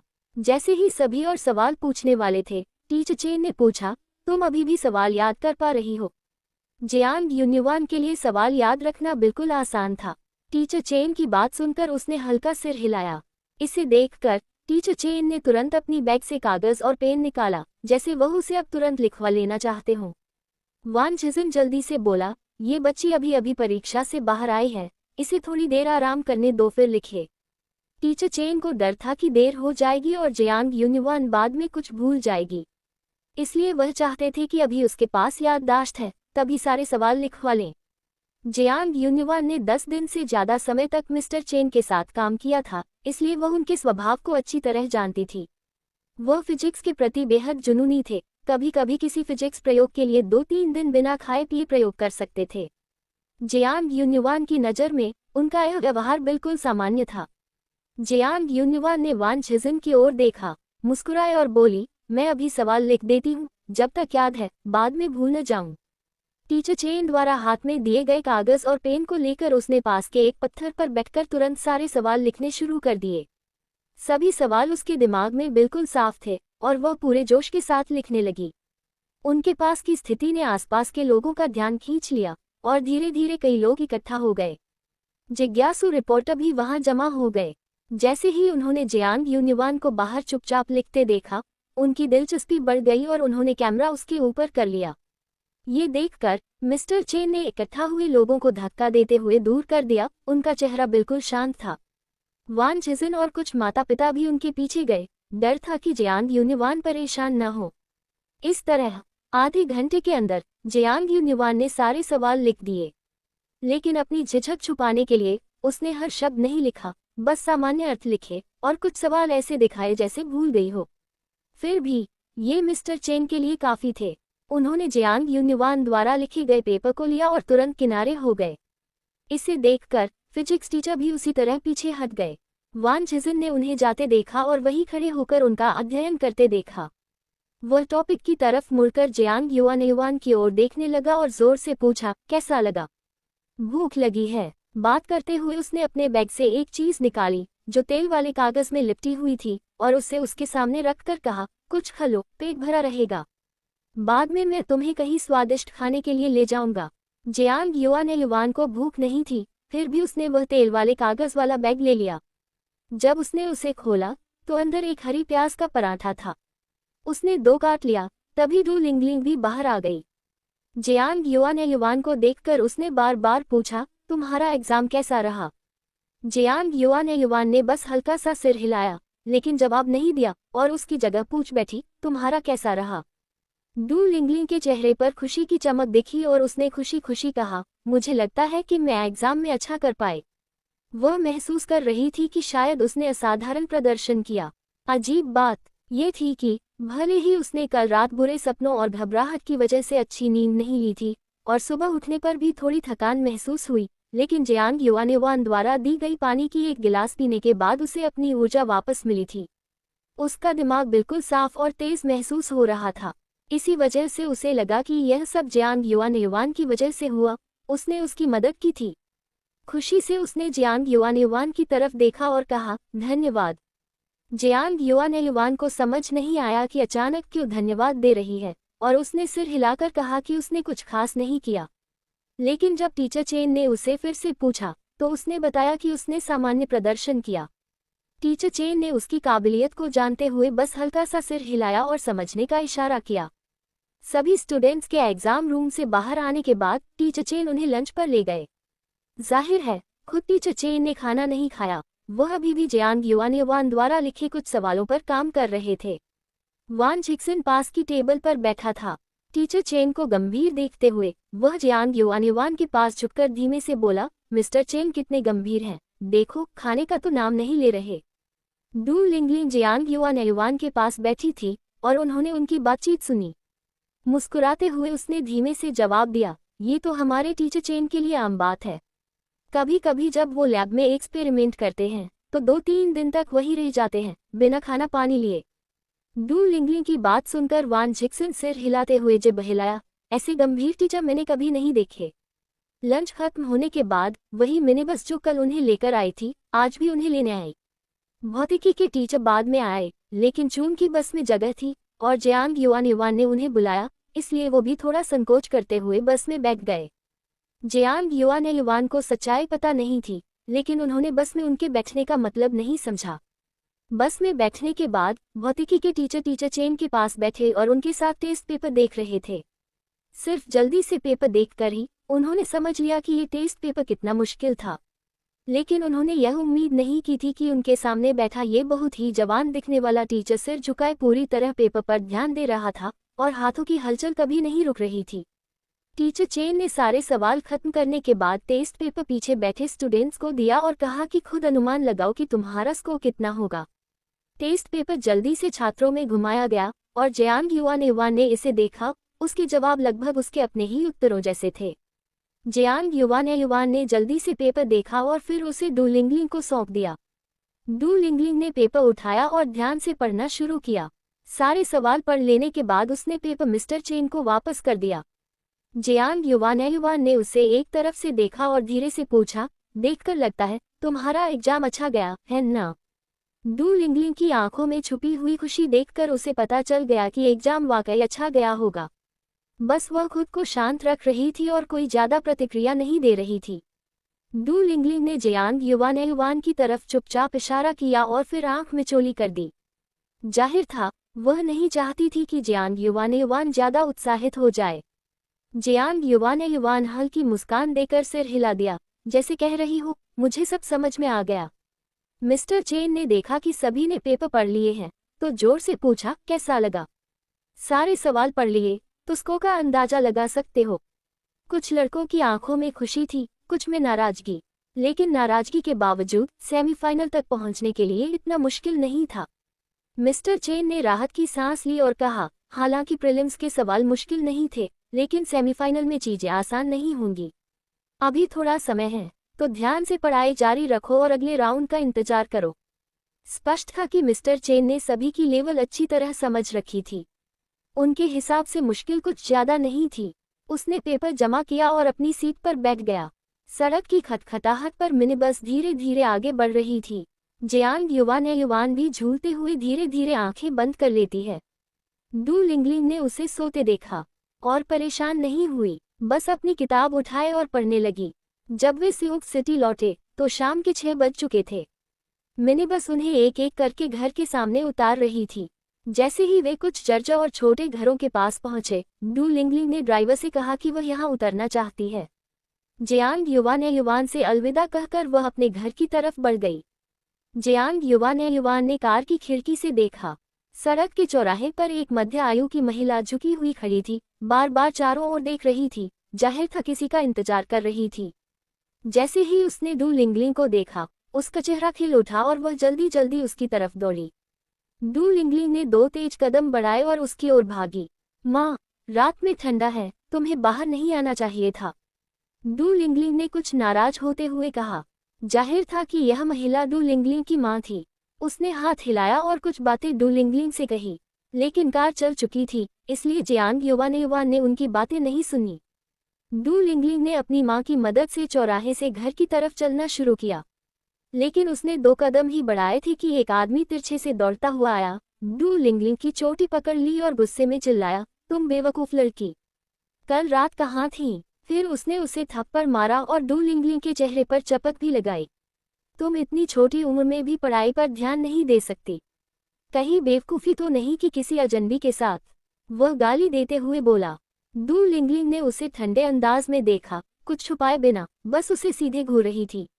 आश्चर्य की बात यह थी कि थप्पड़ सीधे डू लिंगलिंग के चेहरे पर नहीं पड़ा, क्योंकि इस वक्त उसका कलाई जैंग युवान ने पकड़ रखा था।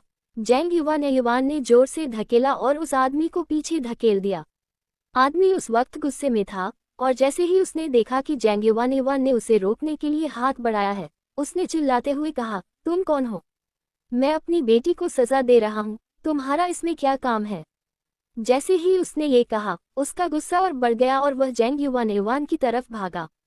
लेकिन उससे पहले कि वह जैंग युवान तक पहुंच पाता, वान झिक्सन ने उसे रोक लिया। भाई, मुझे तुमसे बात करनी है, क्यों गुस्सा दिखाओ? वान झिक्सन ने कहा। आदमी शुरू में गुस्से में था, लेकिन जैसे ही उसने वान झिक्सन को रोकते देखा, उसने जोर से चिल्लाया, तुम क्या हो? अगर समझदार हो तो यहीं से चले जाओ, नहीं तो तुम्हें मार डालूंगा। वान झिक्सन हमेशा लोगों का स्वागत मुस्कान से करता है, लेकिन जैंग युवान उसका उल्टा है। जैंग युवान ने उस आदमी को देखा और उसके गुस्से में कोई डर नहीं था। उसने पास पड़े ईंट को उठाया और आदमी के सिर की ओर झुकाया। जैसे ही जैंग युवान गंभीर हुआ, आदमी जल्दी से 2 कदम पीछे हट गया। भले ही उसने समय रहते बचाव किया, लेकिन जैंग युवान के हाथ में ईंट उसके कंधे पर लग गई।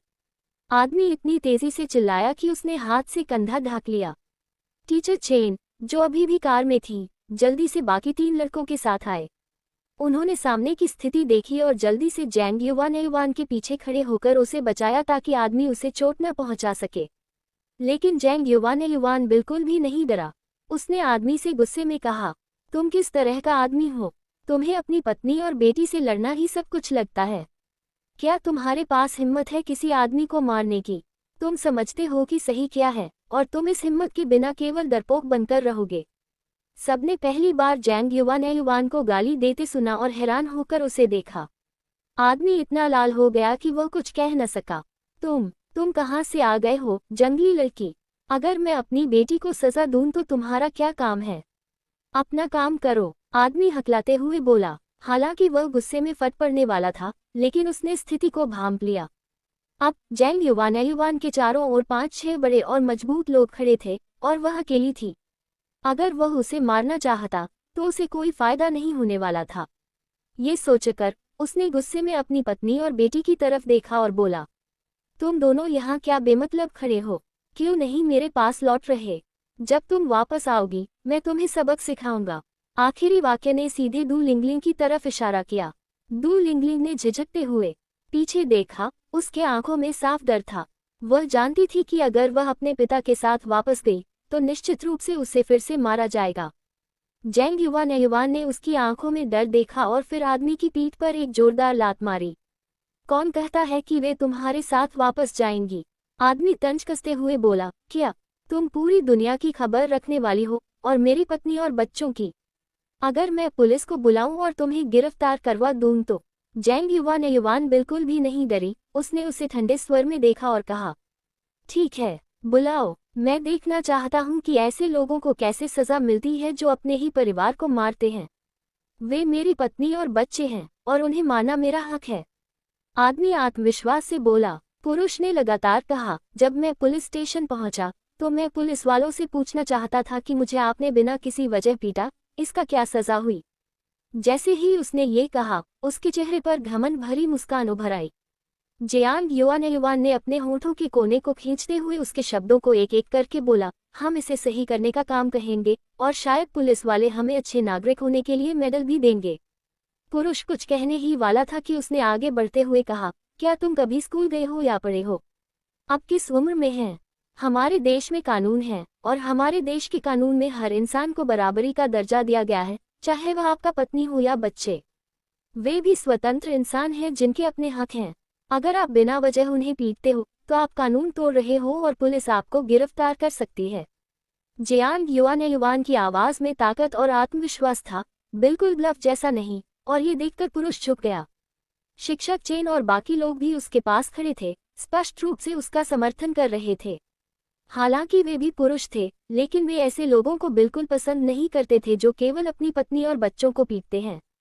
एक पुरुष छात्र ने जैंग युवान की बातें सुनते ही समझ लिया कि वह सही कह रही है और बोला, हाँ, ये साफ साफ कानून तोड़ना है। अब इसे पुलिस के पास भेज दें। शायद सच में इसे अच्छे नागरिक होने का मेडल मिल जाए। बात करते हुए उसने अपने पास खड़े पुरुष छात्र की ओर इशारा करते हुए आंख मारी। बाकी 2 पुरुष छात्र भी समझ गए और उनका साथ दिया। पुरुष ने जब ये सब देखा तो उसका दिल सच में जोर जोर से धड़कने लगा।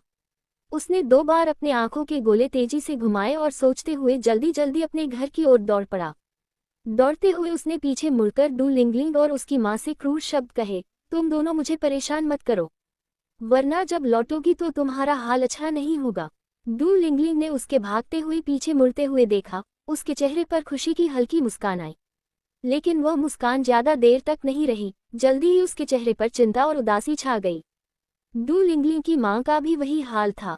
वह धीरे धीरे सांस लेती हुई दू लिंगलिंग की ओर मुड़ी और बोली, अब हमने उसे नाराज कर दिया है और जब हम वापस जाएंगे तो शायद हमें मार ही डाले। उसके शब्दों में एक झकझोरती हुई आवाज थी। दू लिंगलिंग ने हाथ बढ़ाकर उसे हल्के से थपथपाया और धीरे धीरे उसे सांत्वना दी। जैंग युवान ने उनकी हालत देखी और धीरे धीरे बोली, तुम दोनों को वापस जाने की जरूरत नहीं है। दू लिंगलिंग ने आश्चर्य से उसकी ओर देखा, साफ साफ समझ नहीं पा रही थी, लेकिन अगर हम वापस नहीं गए तो और कहाँ जाएंगे? उसकी आवाज में बेबसी झलक रही थी। अगर उनके पास थोड़ा सा भी विकल्प होता तो वे यहाँ नहीं रुकते और पीटे और चिल्लाए जाते। डू लिंगलिंग की माँ लगभग 50 साल की है। उनका कोई स्थिर काम नहीं है और घर के काम से थोड़ी बहुत मजदूरी करती हैं। ये तनख्वाह दोनों के लिए पर्याप्त नहीं है। इसके अलावा डू लिंगलिंग अब बड़ी हो चुकी है, इसलिए कहीं और बस जाना भी आसान नहीं है। जियांग युआन ने उनकी बातें सुनी और धीरे धीरे बोली, पहले मेरे साथ घर आओ, खाना खाने के बाद हम लंबी योजना बनाएंगे। हालांकि जियांग युआन का डू लिंगलिंग के साथ ज्यादा समय नहीं बीता, लेकिन वह जानती थी कि वह एक अच्छी लड़की है और घरेलू हिंसा करने वाले पुरुषों को वह सबसे ज्यादा नापसंद करती है। इसलिए उसने स्वाभाविक रूप से उनकी मदद करने का फैसला किया। वान झिजिन एक तरफ खड़ा होकर कुछ बोलने वाला था, लेकिन उसने देखते ही देखा कि डू लिंगलिंग और उसकी माँ परेशान है, तो उसने अपने शब्द निगल लिए। डू लिंगलिंग ने ऊपर देखा और जियांग युआन की आंखों में गंभीरता देखी। उसे पता था कि वह सच में उसकी मदद करना चाहती है। आखिरकार उसने हल्का सा सिर हिलाया। कुछ ही देर में सब वापस कार में बैठे। पहले उन्होंने पास के 2 लड़के साथी को उनके घर के सामने उतारा और फिर जियांग युआन और बाकी को रेस्टोरेंट के सामने छोड़ा। डू लिंगलिंग की मां को नहीं पता था कि यह रेस्टोरेंट जियांग युआन के परिवार का है। वह बस यही सोच रही थी कि बेटी उन्हें खाने के लिए किसी रेस्टोरेंट लेकर आई है। उसने जल्दी से सिर शेक किया और कहा, बेटा, ये रेस्टोरेंट बहुत महंगा है। आप बस हमें साधारण खाना खिला दो, हम मम्मी और बेटी बस आभारी हैं। डू लिंगलिंग ने अपनी बाहें फैलाकर अपनी मां की बाहें पकड़ ली और उनका हाथ कसकर दबाया। जियांग युआन ने उसकी टाइटली बंद हुई मुट्ठियों पर नजर डाली, हल्की मुस्कान के साथ कहा, हमारी मम्मी यहाँ काम करती हैं और रेस्टोरेंट में हर रात बहुत सारा खाना बच जाता है जो अगले दिन बिक नहीं पाता, तो हम लोग रात में इसे खा लेंगे। जियांग युआन की बात सुनकर माँ बेटी के चेहरे पर थोड़ी राहत आई। जियांग युआन उन्हें रेस्टोरेंट के अंदर ले गई। वो शिवमेई अबेकस से हिसाब किताब कर रही थी।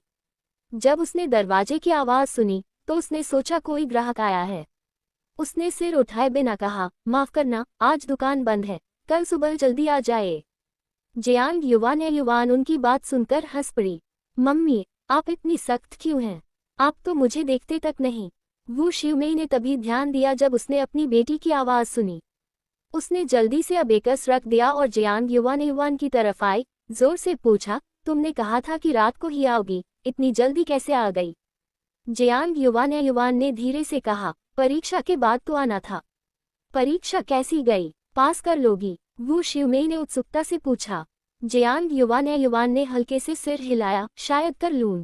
वो शिवमेई की खुशी का ठिकाना न रहा। उसने बार बार कहा, ठीक है, मैं अब अंकल झांग को कह दूंगी कि कुछ और डिश बना दे, चलो जश्न मनाते हैं। और फिर वो पीछे किचन की तरफ दौड़ने लगी। जियांग युआन ने जल्दी से उसका हाथ पकड़ लिया। मम्मी रुकिए, पहले मैं आपको उनसे मिलवाती हूँ। वो शिवमेई ने मुड़कर देखा और देखा कि डू लिंगलिंग और उसकी बेटी वान झिजिन के पीछे खड़ी हैं। ये कौन है? वो शिवमेई ने शक की आवाज में पूछा। जियांग युआन ने पहले डू लिंगलिंग और उसकी बेटी का परिचय कराया और फिर उन्हें अभी जो हुआ उसकी कहानी सुनाई। जैसे जैसे उसने बात बताई, वो शिवमेई और गुस्से में आ गई। शायद इसलिए क्योंकि उसकी भी मम्मी घरेलू हिंसा का शिकार रही थी और उसने डू लिंगलिंग और उसकी बेटी के लिए थोड़ी सहानुभूति महसूस की। कोई चिंता मत करो, रहने की जगह न होने की। हमारे घर में जगह थोड़ी है, लेकिन तुम्हारी मम्मी और बेटी के लिए कोई समस्या नहीं होगी। वो शिवमेई ने भरोसा दिलाते हुए कहा। डू लिंगलिंग और उसकी मां ने उनके दिल से भरे हुए व्यवहार को देखा। उनकी आंखें नम हो गईं और उन्हें कुछ कहने का मन नहीं हुआ। योजक चिन्ह जाने से पहले मेरे नॉवल वर्ल्ड 2.0 चैनल को सब्सक्राइब कर लीजिए और लाइक शेयर कमेंट करना मत भूलिए। ऐसे न्यूज़ स्टोरी सुनने के लिए हमारे चैनल पर बने रहिए। उसके साथ हमारे टेलीग्राम चैनल को भी ज्वाइन कर लीजिए, वहां पर भी इंटरेस्टिंग है न्यूज़ स्टोरीज अपलोड होते हैं। आज के लिए बाय फ्रेंड्स, कल मुलाकात होगी।